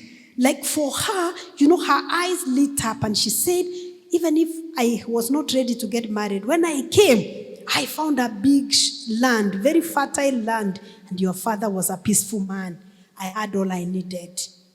Surely that is not all I need. But for my mother, you can see circumstances are that is all she needed, okay? And then I imagined, so I was a teenager when she was telling me that story. I remember growing up, I went to school, I got a job, and I said, now I can buy land for myself, so I would not be looking for a man to give me land. And then I said, I would not be looking for a man to give me peace because peace is the bare minimum. Why? I am entitled to peace. I shouldn't be disrupted. So I said, now I have to look for companionship and connection. You see? So our parents were expecting the very bare minimum, and our fathers could say, she cooked for me ugali na akanizalia watoto. She cooked ugali and she gave birth. Imagine that was the standard of a wife those days. She can cook, she can give birth. Surely. So that was the standard. But now, currently, people want connection. They want somebody they can be committed to. They want somebody who can help them grow, somebody who can propel them. You see? So that part of when somebody is disempowered, they have no choice. So they remain in situations where they have no choice. So, as a boy child living in this generation, this is what I tell my sons, you have to offer more than a piece of land and peace. You have to offer more. What more can you offer? You have to be emotionally intelligent. You have to be emotionally available. You have to be able to connect because you cannot afford to live like your father and your grandfather. They were dealing with very different dynamics at the time. Perhaps that's how I can respond. Is it true that a man should not leave his father's house unless he is ready to marry? If so, should the same reason of moving out be marriage? Is it true that a man should not leave his father's house unless he's ready to marry? If so, should the sole reason of moving out be marriage? Okay? So somebody is saying that a man should leave his father's house when he's going to marry. Okay. So this is not, when you have completed university college, you're over 20, you are an adult, your brain has matured. When you are living with your parents, you are in subjection to your parents. If you're going anywhere, you have to tell them where you're going. You have to, even if not permission, but you have to tell them where you're going. You cannot wake up and decide, this is how you want to turn the house upside down. That is the house of your parents. Every man, to begin with a man, every man needs a nest. Every man needs to build a nest before they can marry. So for me, I don't look at it like the reason for moving is marrying. I will be very disturbed if my sons finished college and came back home. I will be very disturbed and I will make it impossible for them to live with me. I'll make it impossible. You know, like the ego, like the way they say the ego makes the nest, they put thorns to face inside. I'm telling you, I will torment them until they leave. Some of the things I will say is when I know they like a certain dish, I say, no, we are not cooking that one here. So I will make sure I cook nderema every day. No, nderema, the slimy vegetable. And brown ugali every day. And I say, this is my house. So we'll be cooking uji and nderema and brown ugali. That's what we like to eat. And if they start complaining, I say, living is also an option, by the way. I've empowered you. And dunia ni kubwa. I will make it impossible for them to live. You may think that I'm a mean mother, but I am teaching them to fly out of the nest. The ultimate goal of parenting is working yourself out of a job. You must be rendered irrelevant in the lives of your children. That's when you know that you have parented. Not when they are coming back and they are defaulting to you. So if somebody has finished college, please, whether you are married or not, you can decide to get married or not. That is up to you. You can get married at 60 or 30 or 27. That's up to you. But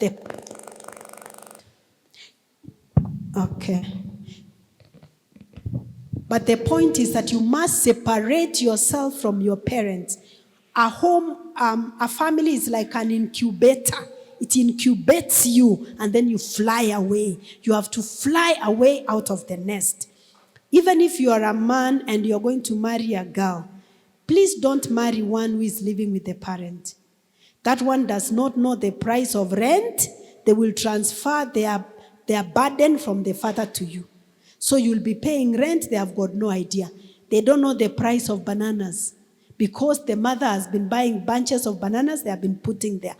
Please, whether it's a girl child, a boy child, let them move out of home. Let them know that wherever their parents are living in Syokimau, they have worked hard. They started in a single room in Kayole. They moved to Moja. Then they came closer. They bought land. Wakajenga pole pole. They have gotten somewhere. They have built slowly by slowly. So you can go back to a single room in Kayole. There's nothing wrong with living in Kayole. I'm just using that as an example. Live there in a single room. So get somebody who has learned economy. How do they make use of their things? There are parents who want to hold their children. They are saying, oh, the house is so big. Where are you going? Just stay here. Today, I want to tell you, release your children. Let them go. Don't start saying, my child, ever since they were born, they were in a car. They are living in a big house. How can they go stay in a single room? Where did you start? Where did you start? Let the child start there so that they can appreciate humble beginnings. So in short, for me, the reason for moving is not because somebody is getting married. It's because you're already an adult. Your parents have done their part. Separate yourself, move away. And the parents, please don't be discussing with your children how so-and-so is going to inherit this, another one is going to inherit the other. You have already given them an education.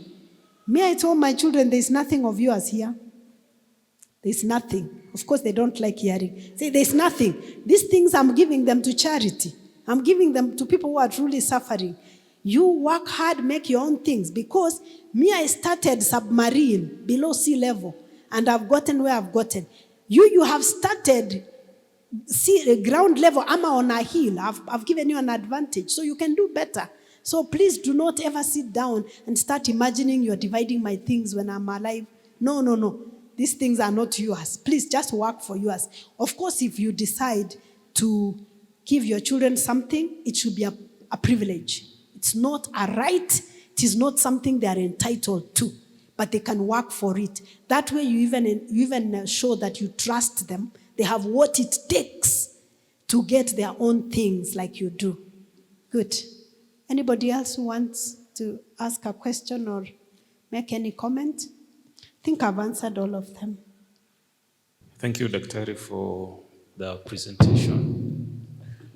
We live in society, and more so in the African setup, where the Gen Zs, you said, might not know that. When we were growing up, we were made to understand that we are not our parents alone. We are children born in a family, but we belong to society. And that is why a neighbor would find you making a mistake, punish you, and report that to the parent, and there was no problem. It can't happen now. What is the role of the wider society, or what is the role of the church? Because you've spoken about the role of us parents in bringing up the boy child. What is the role of society, and particularly the church, in the upbringing of these young people? When can it be said that the church has played its role in their upbringing, and when can it be said that maybe the members of the church have outstepped their mandate? Thank you so much. So research shows that children who are raised in a tribe, they fare better emotionally than those who are raised in individual households. Children are meant to be raised in a tribe, community. I don't mean tribe in terms of ethnicity, but they are meant to be in a tribe, in a community whereby there are a group of adults and there are a group of children. And the children are being parented by this group of adults. That is what research shows, that those are the children who have done better emotionally because they have learned skills from different quarters. You know, as a parent, you can't be everything. You can't have everything. So that's why we tap into each other. And now, because we are in the urban centers and there are many other things, abuse and what, that's why a place like here, church, where we share values, it would be very helpful. There's somebody a group of scientists who did a research among the Maasais in Tanzania. They were wondering because they found the children grew up to be very resilient. So they went to find out what these Maasais were doing differently. They found that the children were being raised in a hut. You know, the men would be in their manyata. Women with young children would be together in a hut. And these children would breastfeed any mother. They didn't know which mother they were breastfeeding. When a child is hungry, you know, there's a woman cooking, another one wherever. When a child is hungry, they would walk to any woman there, any mother, they breastfeed. So children were breastfeeding from any woman there, you know, any mother. So they found that those children grew up feeling emotionally safe and protected and very resilient, and they learned to trust, you know. It was easy for them to trust. Now, let me come closer home. My grandfather had 2 wives. My maternal grandfather, the one I've told you about, he had 2 wives. My grandmother was the younger one. And you know what happens in nature? When women live together, their menstrual cycle gets synced. When women live together, their nature is very amazing. God is amazing. So the menstrual cycle gets synced. So we'll find all the women are on their menstrual cycle at the same time. That happens. So now, and that used to happen even when a man has more than 1 wife. So in my grandfather's household, my grandmother and the co-wife, they were giving birth at the same time. They would give birth, they would get pregnant at the same time, give birth at the same time. So, and they would name their children the same names because they are naming after one person. So we used to wonder, why does my mom have 2 brothers with the same name? So I'm going somewhere with this story. So my mother's stepbrother told me one time that when he was growing up, him and my uncle, they were born the same time, they had the same name. And he told me for a long time, they could either breastfeed my grandmother or his mother. So as young children, they were born in 60s. My uncle told me, he's my mother's stepmother, he said as we grew up with your uncle who later died, we had the same name. They were both called Jomo. You know Jomo Kenyatta? They were born in 63. So both were called Jomo. So we used to say Jomo Wanani na Jomo Wanani. So my uncle said when we were growing up, if one of the mothers is in the shamba, as young boys, we could run to the one who is at home, breastfeed her, both of us. Breastfeeding one on one breast, one on the other. They said they didn't know who the actual mother was to any of them until when they grew older. So when they got to learn, oh, this is actually my bio mother, this is my bio mother. They grew up very close. They grew up like that, you know, very close. I mean, that is, of course, an extreme, but I think a very beautiful version of it. But I'm illustrating that children were meant to be raised in a tribe where there is trust and where there is shared values. The concern that we have nowadays, there is rampant abuse. You know, there are people who actually abuse children. There are even churches I know where pathfinders are taken out for a campori and the children are whipped because they are not matching, so the teacher whips the children. Surely, that's child abuse. There are cases where children have trusted somebody so much as uncle, they have been sexually abused because of that. So that is another side of it. So for me, I want to say we can identify our tribe, even within the church. Randy Skid says the devil works harder in the church. So I also don't encourage people to just throw caution to the wind because we're in the same church and you can let your child go wherever.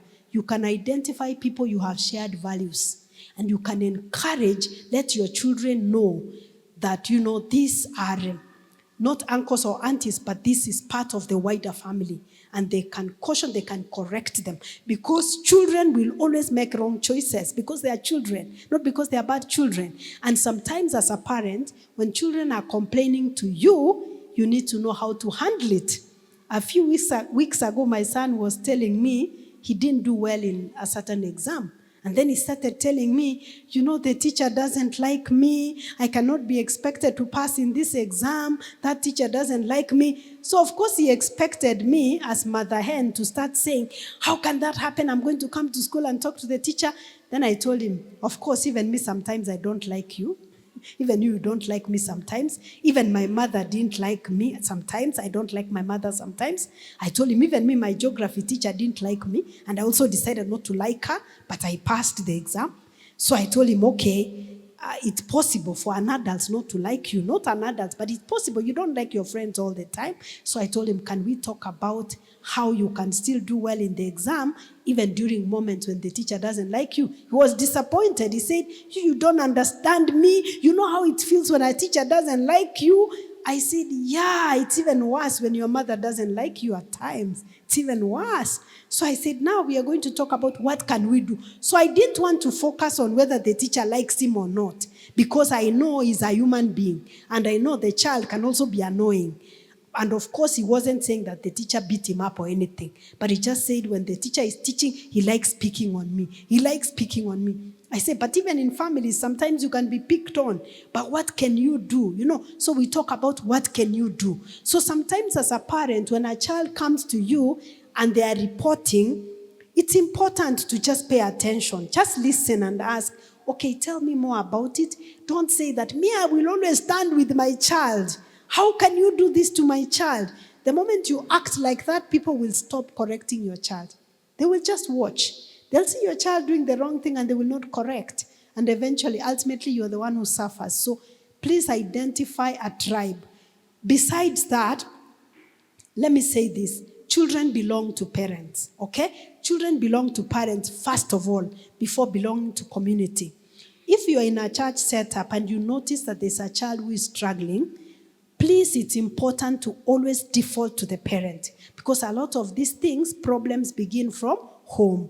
Even us, when we go to do counseling in schools, there are certain things a child will come and tell you and they need counseling, and I will always say I need to talk to the parent first, because the things they are raising are very heavy.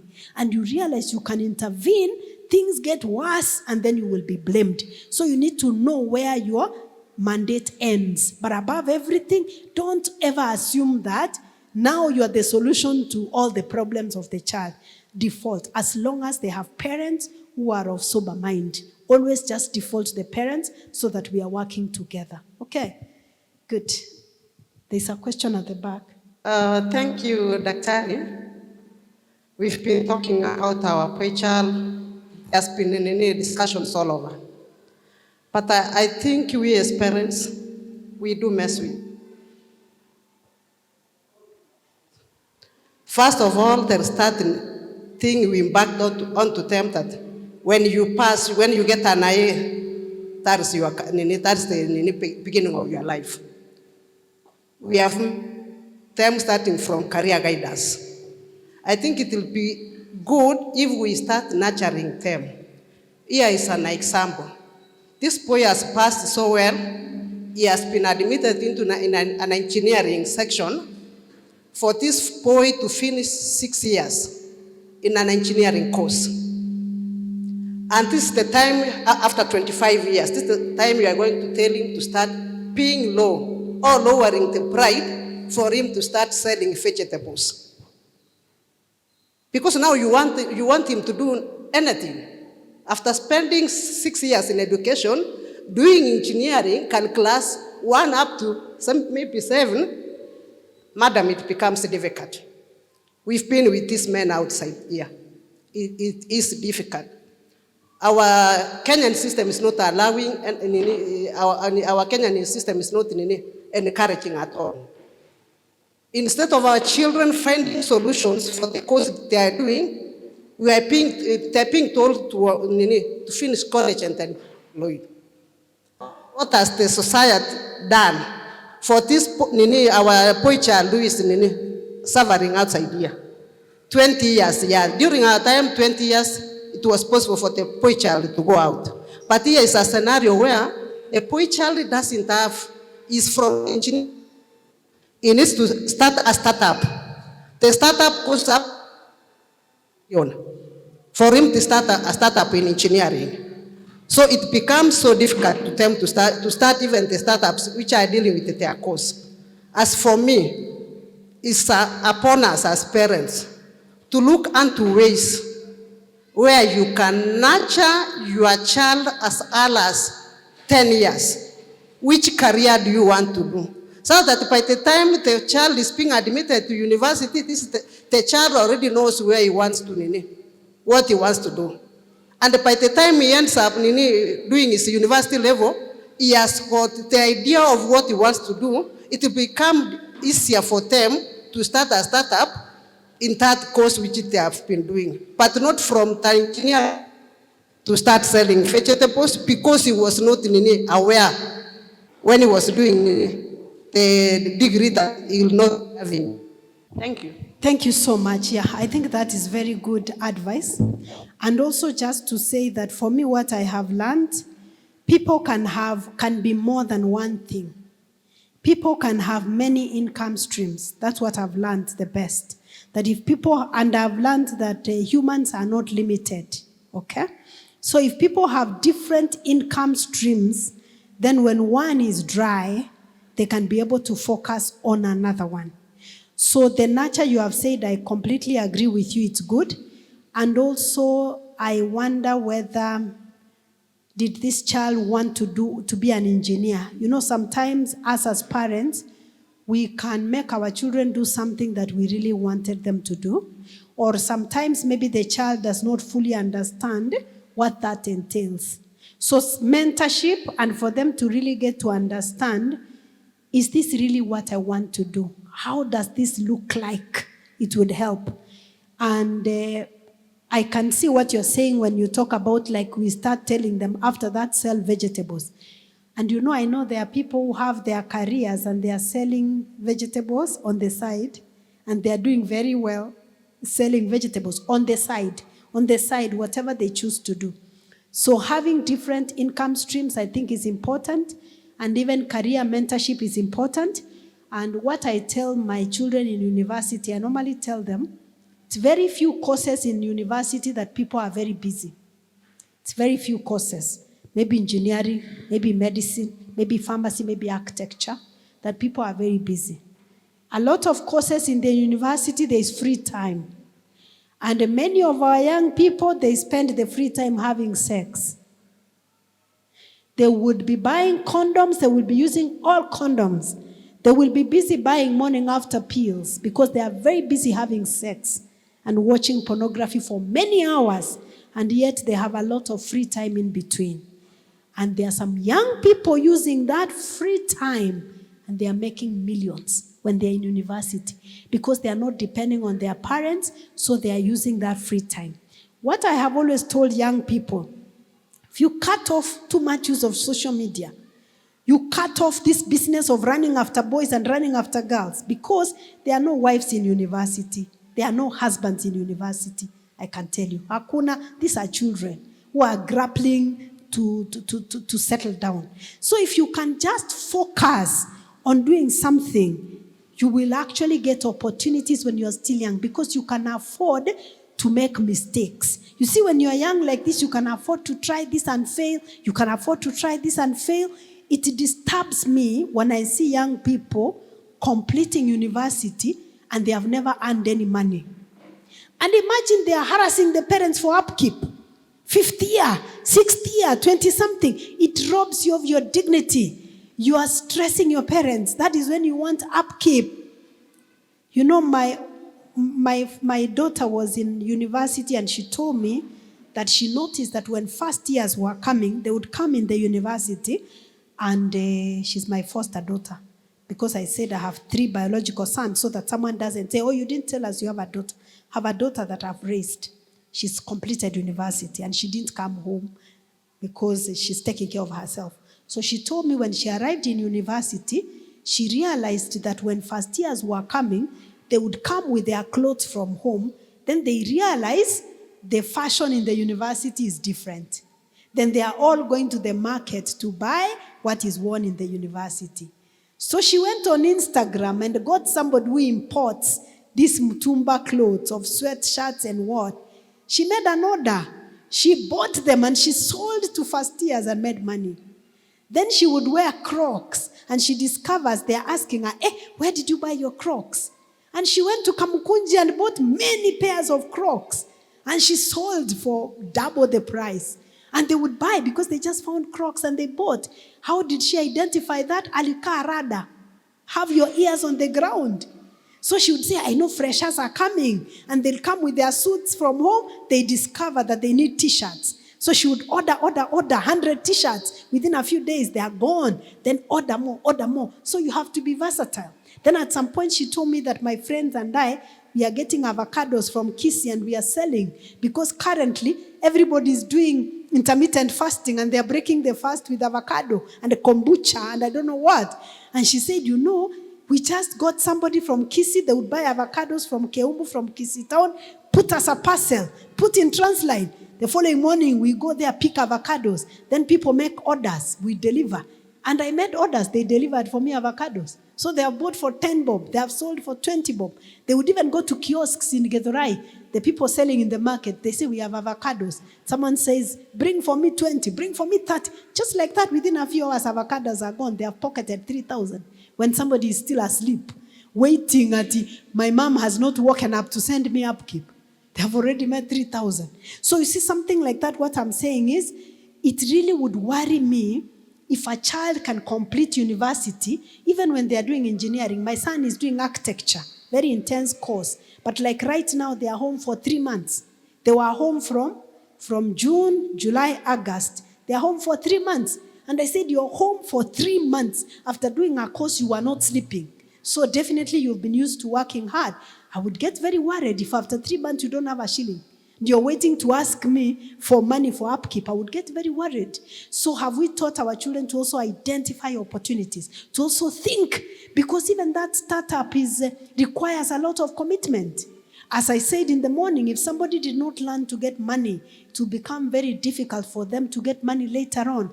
My father-in-law told me when our son went to do architecture, he said, during the holidays, let him go to these TVETs and let him do some building technology, something for 3 months. Let him do that artisan so that he can combine it with this architecture and he'll be able to do a lot of things. Of course, he's still considering. But I told him that's a good idea. You can't spend 6 years in university doing architecture. Then when you finish, you're starting to look for a job and somebody is giving you a job for 25,000. And you wonder, you translated and you're earning 25,000. But if you had been equipping yourself with skills, so let our children also be diligent. Let them redeem the time. And let us know, as people say, sometimes we are on our own. I know that we can say the church, the society, the government, but for me, I find like I feel helpless. When I start talking about the church and the government, it makes me feel helpless because there's nothing I can do. So I like saying, just like the story of Noah and Lot, these are the times we are living in. What can I do internally to make it a bit better? Because let me tell you, believe it or not, there are people right now who are languishing, they are struggling in this economy. But there are people who are also making money in this economy and they are not stealing. They are not stealing. There are young people who are making millions and they are buying property in this country and they are not stealing. And there are people who are struggling in this economy still. So even during COVID, you remember during COVID? During COVID, when everybody was stressed, we were told, we need to use, what was that? Sanitizer. You remember? COVID just came And they said, we all need to use sanitizer. How can we get sanitizer? I was in a WhatsApp group, and by virtue of my profession, I'm a pharmacist. That's what I studied first, but I've studied many things. So I'm in a group and people were saying, oh, sanitizer. Then somebody who was working in a pharmaceutical company said, we have some bottles of sanitizer, and everybody was ordering. I just saw that it was over a weekend. Monday morning, 6 a.m., I was in Ruaraka. We used to live in Rongai back then. I woke up at 4 a.m. from Rongai. 6 a.m., I was in the industry in Ruaraka. Nikapanga laini for sanitizers. So I said, what's the maximum sanitizers you can give me? There was a long line. I was given sanitizers. I went on the church WhatsApp group. I posted, I said, I have sanitizers for this amount. People put orders. I said, I can deliver them at church. I can deliver. Let me tell you, by the time I drove from Ruaraka to my home, I had made 35,000 Kenya shillings profit during COVID that morning. When people were panicking looking for sanitizer, I said, Karada, akili mtu wangu. I said, people cannot find sanitizer, but I can go to this industry. I have the gift of waking up early. I got it. I just drove from Ruaraka home. 0 sanitizer, 35,000 Kenya shillings, more orders. Then I was in another group. I had somebody saying, masks from China. I'm in China. I can help you get masks. I said, send me masks. The masks arrived. I sold. So when people are home saying, oh, we are closing businesses, there are no jobs. Me, to be honest, I sold masks. I sold sanitizers. Okay?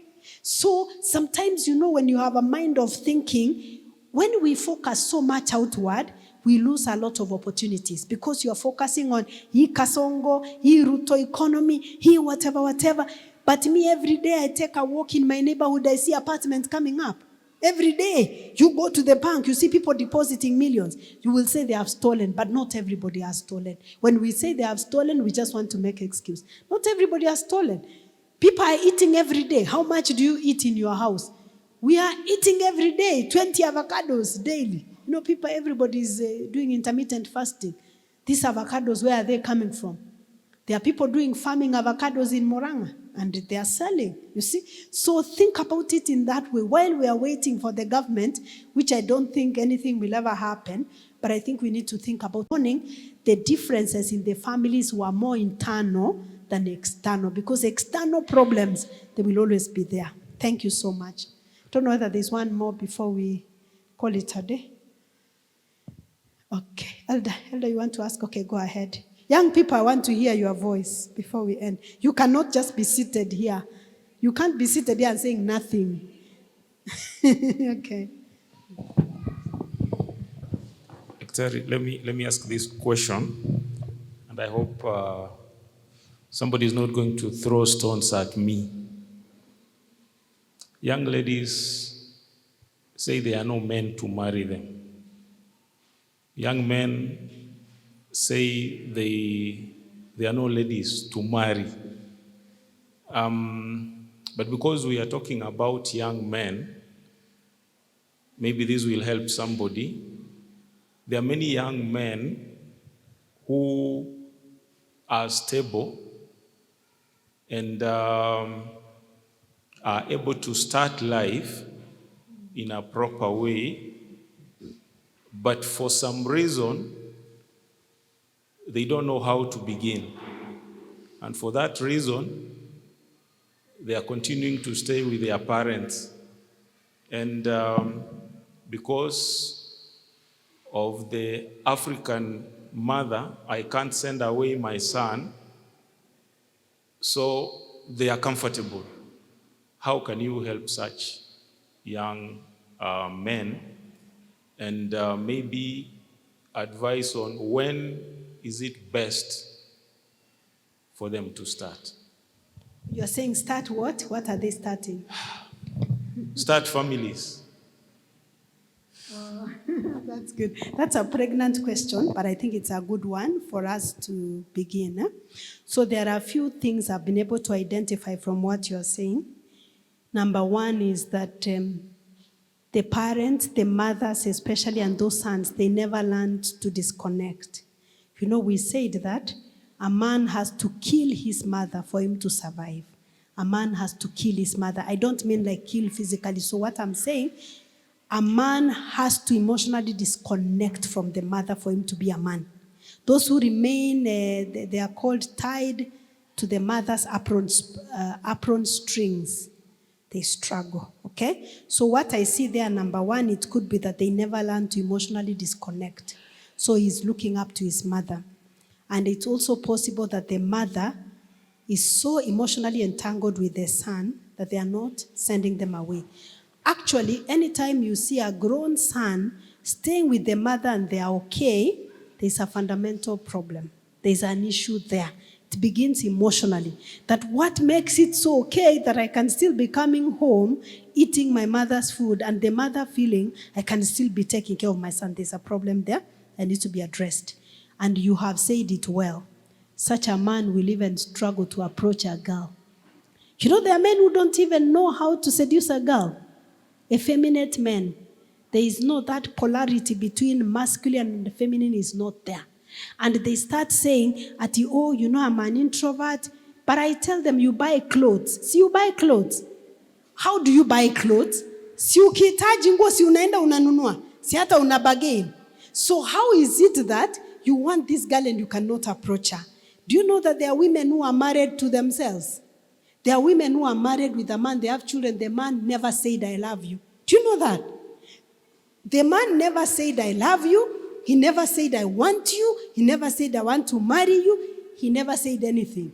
The parents just saw you and they said, hey, when are you coming home? They just saw you with the son. You were not even in a relationship. Then the mother said, hey, my daughter, when are you coming home? Imagine hiyo tu ikakutoa kwenu.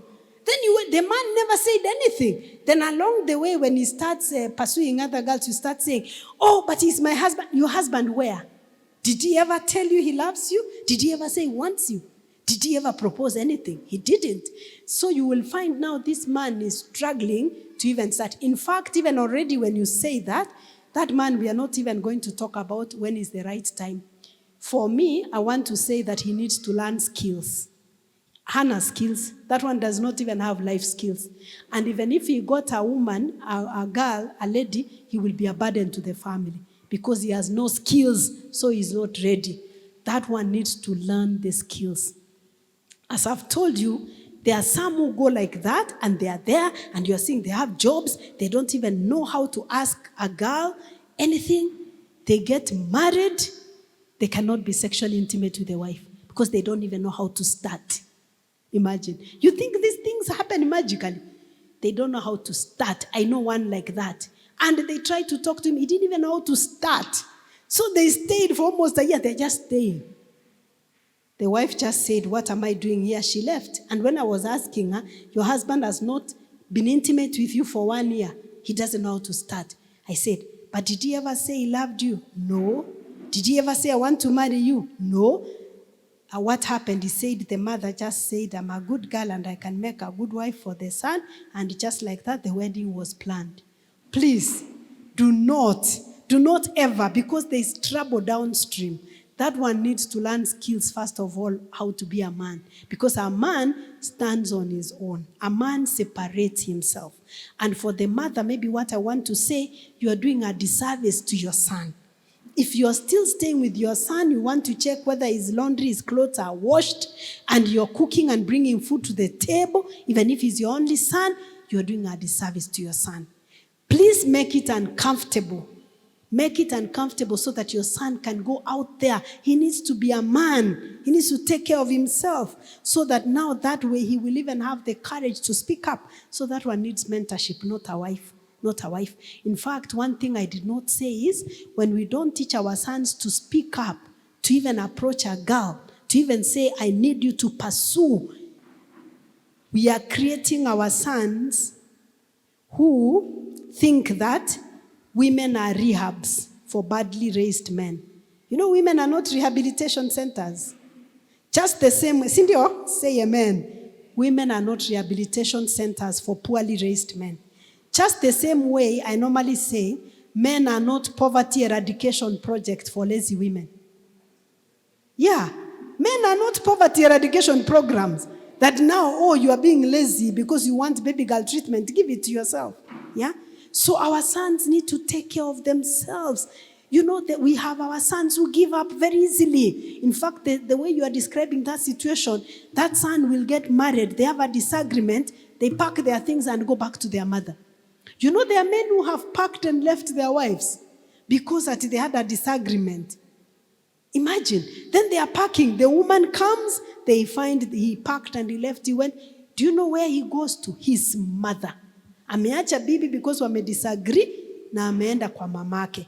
Hapo sasa tukisema hiyo ni umama tutakuwa tukiongea mbaya yake. Sio ni umama sana. Na hiyo si ni umama kabisa. You don't do such a thing. I think I can say that as a woman and people will not get offended. But if a man said umama, will get offended. You say unasema umama ni no, hiyo ni umama. Wacha umasa. You know, you have to speak up and just say, can we talk about this? Let's have conversation. You know, let's talk. You talk through. But some, they just learn to give up. You just give up. So fragile, delicate. You give up, run to your mother. And please, if you have a difference, then let me say this. If you have a disagreement with your partner, please don't go to your mother. Please, your mother took care of you. She's tired now. Stay, resolve your conflict. And if it cannot be resolved, go somewhere, take care of yourself. But don't go back to your mother. What do you expect your mother to do? You know, they'll always side with you, definitely. So they have raised you. So learn skills. That's a fundamental issue, by the way. Skills were not learned. So usiangalie hivi useme huyu anahitaji bibi. Bibi si solution. Huyu anahitaji skills. Because hata kumaintain bibi na kumaintain watoto inahitaji skill set fulani. If some of these women would have given up easily, they would not be in marriages. Wengi wamejioa tu. Some women, you are just watching them, they have married themselves. They are just staying. And then they raise children. Their sons don't learn skills because the women had married themselves. The daughters go, they marry themselves also. Then the pattern continues. What is that we are doing to our children? Yeah? Let's have people married properly and people take responsibility as God ordained. Okay. Is there any more? Maybe then we end. Okay. Okay, Elder, go ahead. Thank you, sister. What do you do to teenagers who have finished school? Who have? Finished school. They are still at your home. Maybe they are earning something, but they depend on your food. They don't soap. So do you sit and make a budget so that everybody contribute? Because these people are at your home, they are still consuming and they are not contributing. and you know, as a parent, you have raised people from childhood and they are now grown up. And they are still eating you. You know, what do you do to them? You make them budget for the food they eat. And you know they can really consume like locusts. I'm telling you, they can really consume and they want to pick the best. So what I can say is, by the way, and it's not bad when the parents are making teenagers contribute, they are teaching them skills. You know, in some countries, you leave home by the age of 18. If you are staying home, you have to contribute. So what I can encourage is that as a family, you need to agree up to what point. You agree in advance. Up to what point are you going to support the child? You agree in advance. For us in our family, we agreed, and I wrote it down, by the way. I document everything.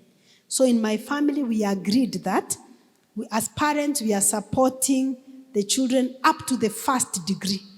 First degree or first diploma, whatever, but degree, we said we will support you up to the first degree. If you want to go for second, third degree, we have already given you fit. That one you will take care of it yourself. Even if you start earning when you are still doing your first degree, we will support 100%, even if you start earning. The moment you complete university and you graduate, if you choose to live with us, you will have to take an expense in the house. You must. There's no other way. You'll either take the water, take the electricity, or take to buying food. You will have to take a responsibility. So, our foster daughter chose after finishing, went and rented with a friend. She told me they're living with a friend in a bed sitter and taking care of themselves as they hustle. Then our son said he's now in second year, going to third year. He said when he finishes, can he stay for a year or two I said, so what expense are you going to take? He said, I'll take the water, I take the Wi-Fi and the electricity. I said, fair enough, you will do that. So he knew that he's working towards, he will take care of those for as long as he's living here.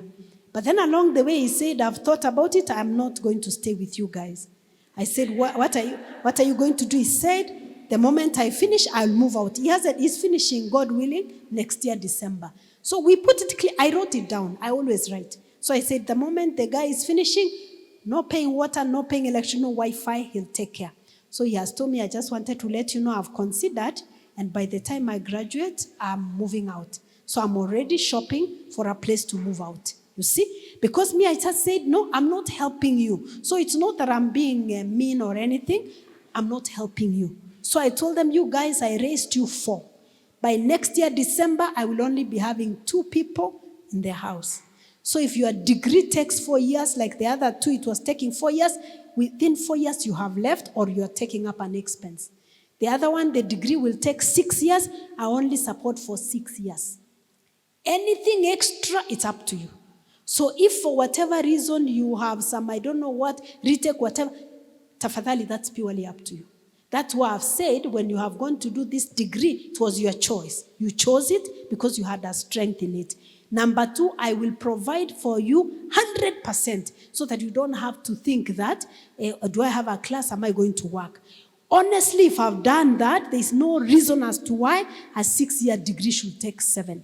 If it takes 7 because of delays at the university, I understand. But not 7 because you chose to defer to do what? After 6 years, tumeandikiana chini. Like I'm done. Because I'm not helping you. After that, you go. So imagine it is not bad as a parent to agree that my support is up to here. From there, you will take an expense. It's not about how much, but it's about teaching that responsibility. Many times we think that we are helping our children, but we are doing them a lot of disservice. We do them a lot of disservice. Some children get married, they become very wasteful. Very wasteful. They don't know. You know, let me tell you, because we are talking about boy child. As a man, however hardworking you are, however much money you earn, if you are married to a scatterer, my friend, you will retire, go to the village, sit under the tree and die. If your wife is a scatterer, you will never win.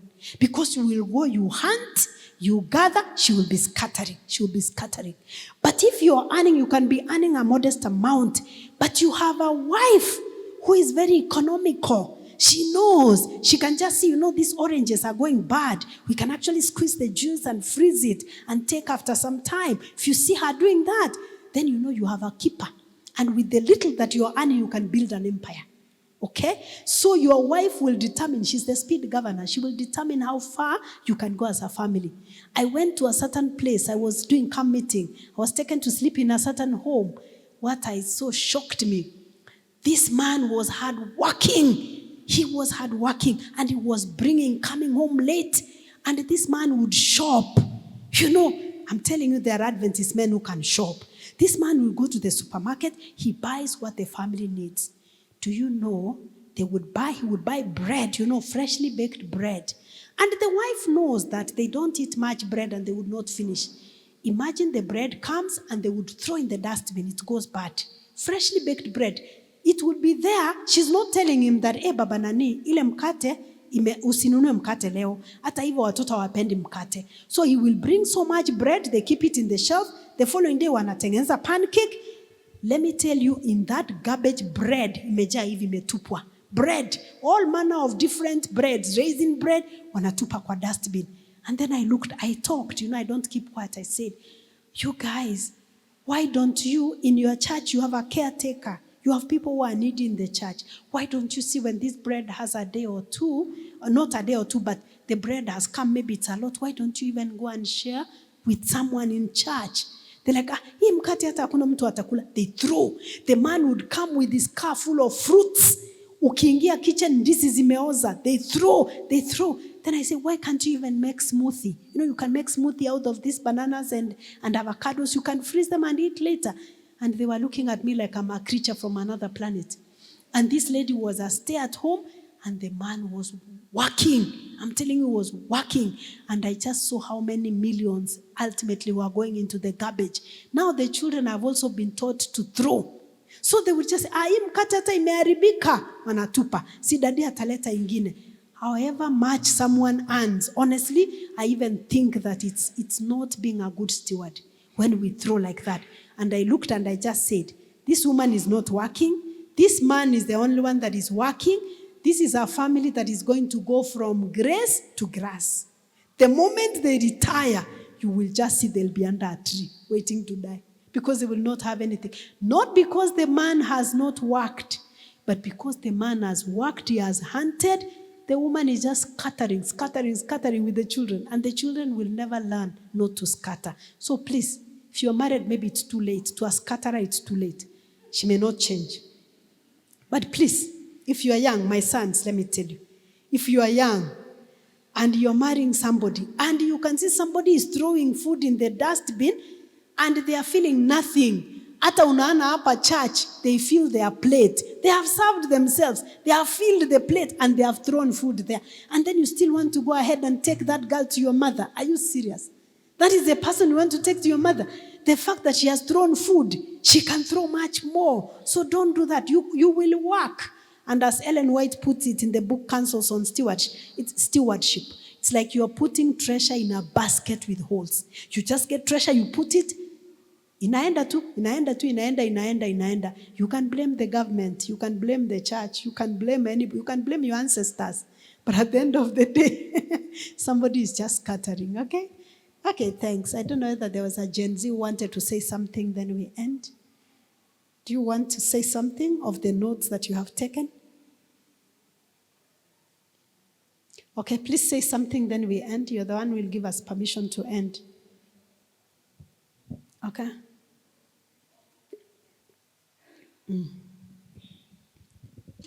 What are your thoughts? What you have said or anything you want to ask? Then we end here. Yeah, so I think it has been a very productive session. I have gathered a lot of insights. Most importantly, as both young people, both ladies and men, to be self-dependent and to, strive to have a footing. There's something that I had in mind that has imenitoroka, but yeah. It was a productive session. Okay, good. Okay, thank you so much. Then I just want to say, please, if you are busy looking for a girlfriend, boyfriend, whatever, partner, and you're not financially stable, and you're depending on your parents to buy for you sanitary products, please stop that from today. Stop that from today. I'm just saying, not to you alone, but I'm just saying, please take care of yourself. You don't have to be that you manipulate and complain that your parents buy you soap and then you are busy. Nataka kurusha mistari. Hiyo mistari enda urushe kwa job market ama kwa marketplace so that at least you can take care of yourself. When you take care of yourself, you have a say. You have power. You don't give your power completely to other people. So it's my prayer. You want to say, okay, just say then. Yes, I think when you were having the discussion on young people being self-dependent and all these things, it was not the discussion of the day, but I know there are many young people who, in as much as need to be on their feet, there is the burden of black tax, that young people are getting the burden of supporting their parents to such a great extent. So where is the line? Where is the line when it's too much? Because you have discussion with friends and they're telling you that their parents depend on them for everything, and they are probably working and they're on their feet, but it's such that young people are not able to progress financially. Thank you so much. So let me say this. I've been burdened very heavily by black tax myself. And I've said elsewhere that I have hosted every single family member of mine. I'm not the firstborn, but there's no sibling of mine who has not slept in my house. There's no sibling of mine who I have not given money. I've supported my mother and I'm still doing, okay? Desperate times call for desperate measures. It's important for you to support your family, your parents especially, as much as you can. But as you support the people, think about empowering them. Whatever you are doing, you are asking, am I empowering or am I disempowering? You disempower people when you give them food, shelter, clothing. That is a responsibility of any able-bodied adult.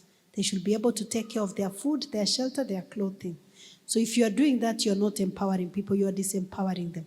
There are some parents who are relatively young, they are energetic, but they decide to sit down because their child has a job. They are in the village, they cannot even keep chicken. You know, chicken does not need a lot, but they cannot even keep chicken. They are relying on your children, on their children. It is not the responsibility of a child to take care of parents. A good man leaves an inheritance for his children's children. It's not the responsibility of a child. We bequeath wealth going forward, not backwards. Okay? So if you find yourself in that situation, that is not okay. The reason why I'm saying that is because I don't want you to also teach that to your children because you think it's okay. So first of all, let us appreciate that what we are doing is not okay.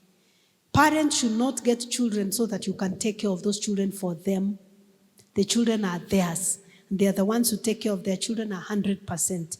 If you take care of your siblings, make it very clear that's not your responsibility. What you are doing is charity. You are helping. And you are not going to, when you are helping people, they are not going to live the same standard as you. You're going to help them out of charity, out of the goodwill. Think empowerment. If you think empowerment, that means you cannot take care of somebody forever. They need to get on their feet, okay? So once we learn to break that pattern, we don't pass it to our children. So for me, I have told my children that circumstances were that I've had to support my family this way because of the challenges we have had. But I told them it's not, I don't expect you to be the ones who take care of me financially at least. I don't expect that. And I will try my best so that I'm not a burden to you. But when I was saying that, I didn't know that I was digging my own grave. Because you know, sometimes you can say it out of emotions because you're feeling overwhelmed by your own family. So we have a son who is earning some money, he's in university. When he goes to the supermarket and I'm telling him, buy for your brother yogurt, he's going on a school trip. You know he cannot. He will tell you, send me money to buy for him yogurt. Then I say, but it's only maybe 100 shillings. He says, no, it's your child, it's your responsibility. Then he tells me it's not about the amount, but I don't want to inherit this issue of black tax from you. The pattern ends with you. I'm not continuing with this. So he says, I can buy for my brother yogurt if I want to, but not because you're telling me to do it. So when he buys, when he's handing the yogurt, we hand him the money. He hands the yogurt, we hand him the money. Because he said, I'm very clear. I don't admire how your life has been, and I will not continue, and I will not continue this with my children because you are able to buy yogurt for your son. So why are you telling me to buy yogurt for your son? So sometimes I tell him, please, can you tutor your brother? You know, can you do this? Can you go and stay with your brother? He says, no, it's your parental responsibility. When you tell me to do this, you spend less time with your son. Spend time with your son, akuzoe. So what we do, if we tell them to do tuition, we pay them. So we tell them, you're going to tuition your brother, and it's at this rate per week. So we pay them to do it because it's not his responsibility. It's our responsibility to take care of the child because you don't want to pass, because that's how generational patterns are passed. Yes, you can be kind to your siblings, but there's a difference. There's a difference between doing something for your sibling because you want to, and there's a difference you do because you have to. Do you understand? You can do it when you want to, but not because you have to. For example, if you are visiting your parents, you pass by the market, you buy for them fruits.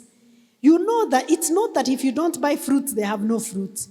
But you're buying as a blessing to your parents. You go with some apples, some grapes, some oranges, some mangoes. You say, Mom, Dad, here are fruits. It is different if they were waiting. At the end of every month, usipowanunulia matunda hawana. That's very different. So as parents, maybe I will say something to parents, then to young ones, then we finish. as parents, please let us be a blessing to our children. Let us not put unrealistic, heavy expectations on our children. If you are getting children, don't get children for your other children.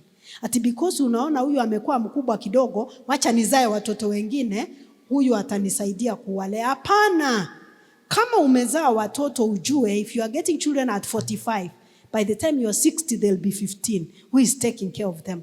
So get children that you can take care of, not expecting your other child. Because what happens when children take care of others, the ones who are taking care of the other children become bitter, resentful, and overwhelmed. They are not even able to take care of their own children because they are overwhelmed. The ones who are being taken care of become rebellious. Because they'll be looking at you and say, where hata si mama yangu? So what authority do you have over me? They become rebellious and they start disrespecting the older ones because they'll be saying, wezi kuniekea vikwazo hivyo, sio wewe ulinizaa.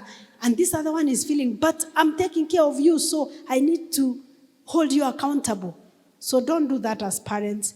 Even if you see your child gets a job and they're earning more money than you, don't start telling them to upgrade you from Syokimau to Runda.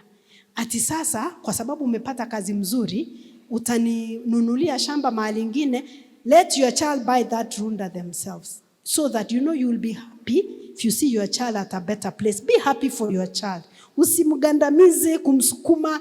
Just be happy for them and tell them, you know, my son, if maybe I'm driving this Toyota na wewe unanunua Mercedes ama Prado, ni sawa. Be happy for your child. Don't say, how can you be driving such a big car when your parent is driving a small car? No. Be happy for your child and let them fly. You know, give them wings so that they can fly because you have given them roots at home. And now to the young ones. If circumstances are that your family, there is no other way, support them.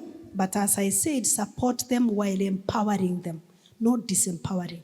If, for example, it's school fees you're paying for your sibling, you can pay because you're empowering them. If, for example, it's your parent and they're depending on you, can you buy for them a cow? Buy for them ng'ombe, wakamue maziwa, wauze, waweze kupata their upkeep. You know, always look at it like you want to work yourself out of a job so that people are not depending on you. Because this black tax does not end. They will keep on demanding. Do you know that there are people right now, the sibling got a child, they are taking care of the sibling's child. The message they sent to the sibling's child is, there will always be a rich uncle to take care of you. So, this child of the sibling has a child. Now they are taking care of a grandchild. Do you understand? There are people like that. They are taking care of a grandchild of a sibling who they paid for school fees, didn't launch, paid school fees for the child got a child. It never ends. Eventually, you even recruit your own children into that chain because you are teaching people that you don't have to carry the heavy weight when I'm carrying. So always think about yourself out of this. Work yourself out of this equation. You know, just say, okay, you're asking for food. Today I'll buy for you food. Tomorrow utatoa food wapi? So muulize, how can I help you so that you can be able to get your own food, get your own shelter, and pay school fees for your children. Don't think that because your sibling's child, maybe you want them to go to a private school, ndio mulipie. What can their parent afford? Give them what their parent can afford. If it's holiday, usiseme ati because my sibling wanakaa Nyamakoro, so let me bring their child to stay with me in Nairobi. No, let them stay with their parent so that they know that hii ndio hali yao, wapambane na hali yao. Do you understand? Good. So let's work to end black tax. Okay, God bless you. It's my prayer that our sons are going to be like well-watered plants, okay? Maybe at a future date we'll talk to the girl child, but I think today that's enough for the boy child. Okay, let's pray. Father, in Jesus' name, we thank you once again for the opportunities you give us to learn every day. We thank you so much because we have learned how to nurture our boy children so that it can be well-watered plants who have roots so that we can give them wings to fly. There are times we may realize that probably we didn't do better because we didn't know better. Now that we know, I pray that you may give us the will and the strength that we may nurture our children only for your honor and your glory. If we are feeling guilty, some people may be feeling guilty because of the days of ignorance, but your word says in the days of ignorance you winked. I want to pray for our boy children specifically. If there's anybody that is struggling to launch, I pray that you may give them opportunities. Those who are in school, I pray that you give them understanding. Those who are looking for jobs, Lord, may you provide. Those who are looking for businesses, Lord, give them ideas and bring customers their way. Also want to pray for our girl children, that you may also bless them, Lord God Almighty, and that you may protect them from any harm and danger, and that they may also be stable on their feet, and they may be strong, and they may be vessels of honor. Want to pray for parents. We ask that you may provide, oh God, that you may give the parents resources and opportunities to nurture these children that you have given us as stewards. I pray for Syokimau East SDA Church. I pray for that you may continue blessing them, even as you have done in the past. For the plans they have for the camp meeting, Lord, may you provide that camp meeting may be a blessing to all of them, that at the end of it we may say we are truly not the same again. If there is anything we have said or done or imagined or that is against your will, we ask that you may forgive us, that in everything we may give glory to your holy name. Guide us throughout the week and protect us until we meet again. For it's in Jesus' name we have prayed and believed. Amen. God bless you. Get the point.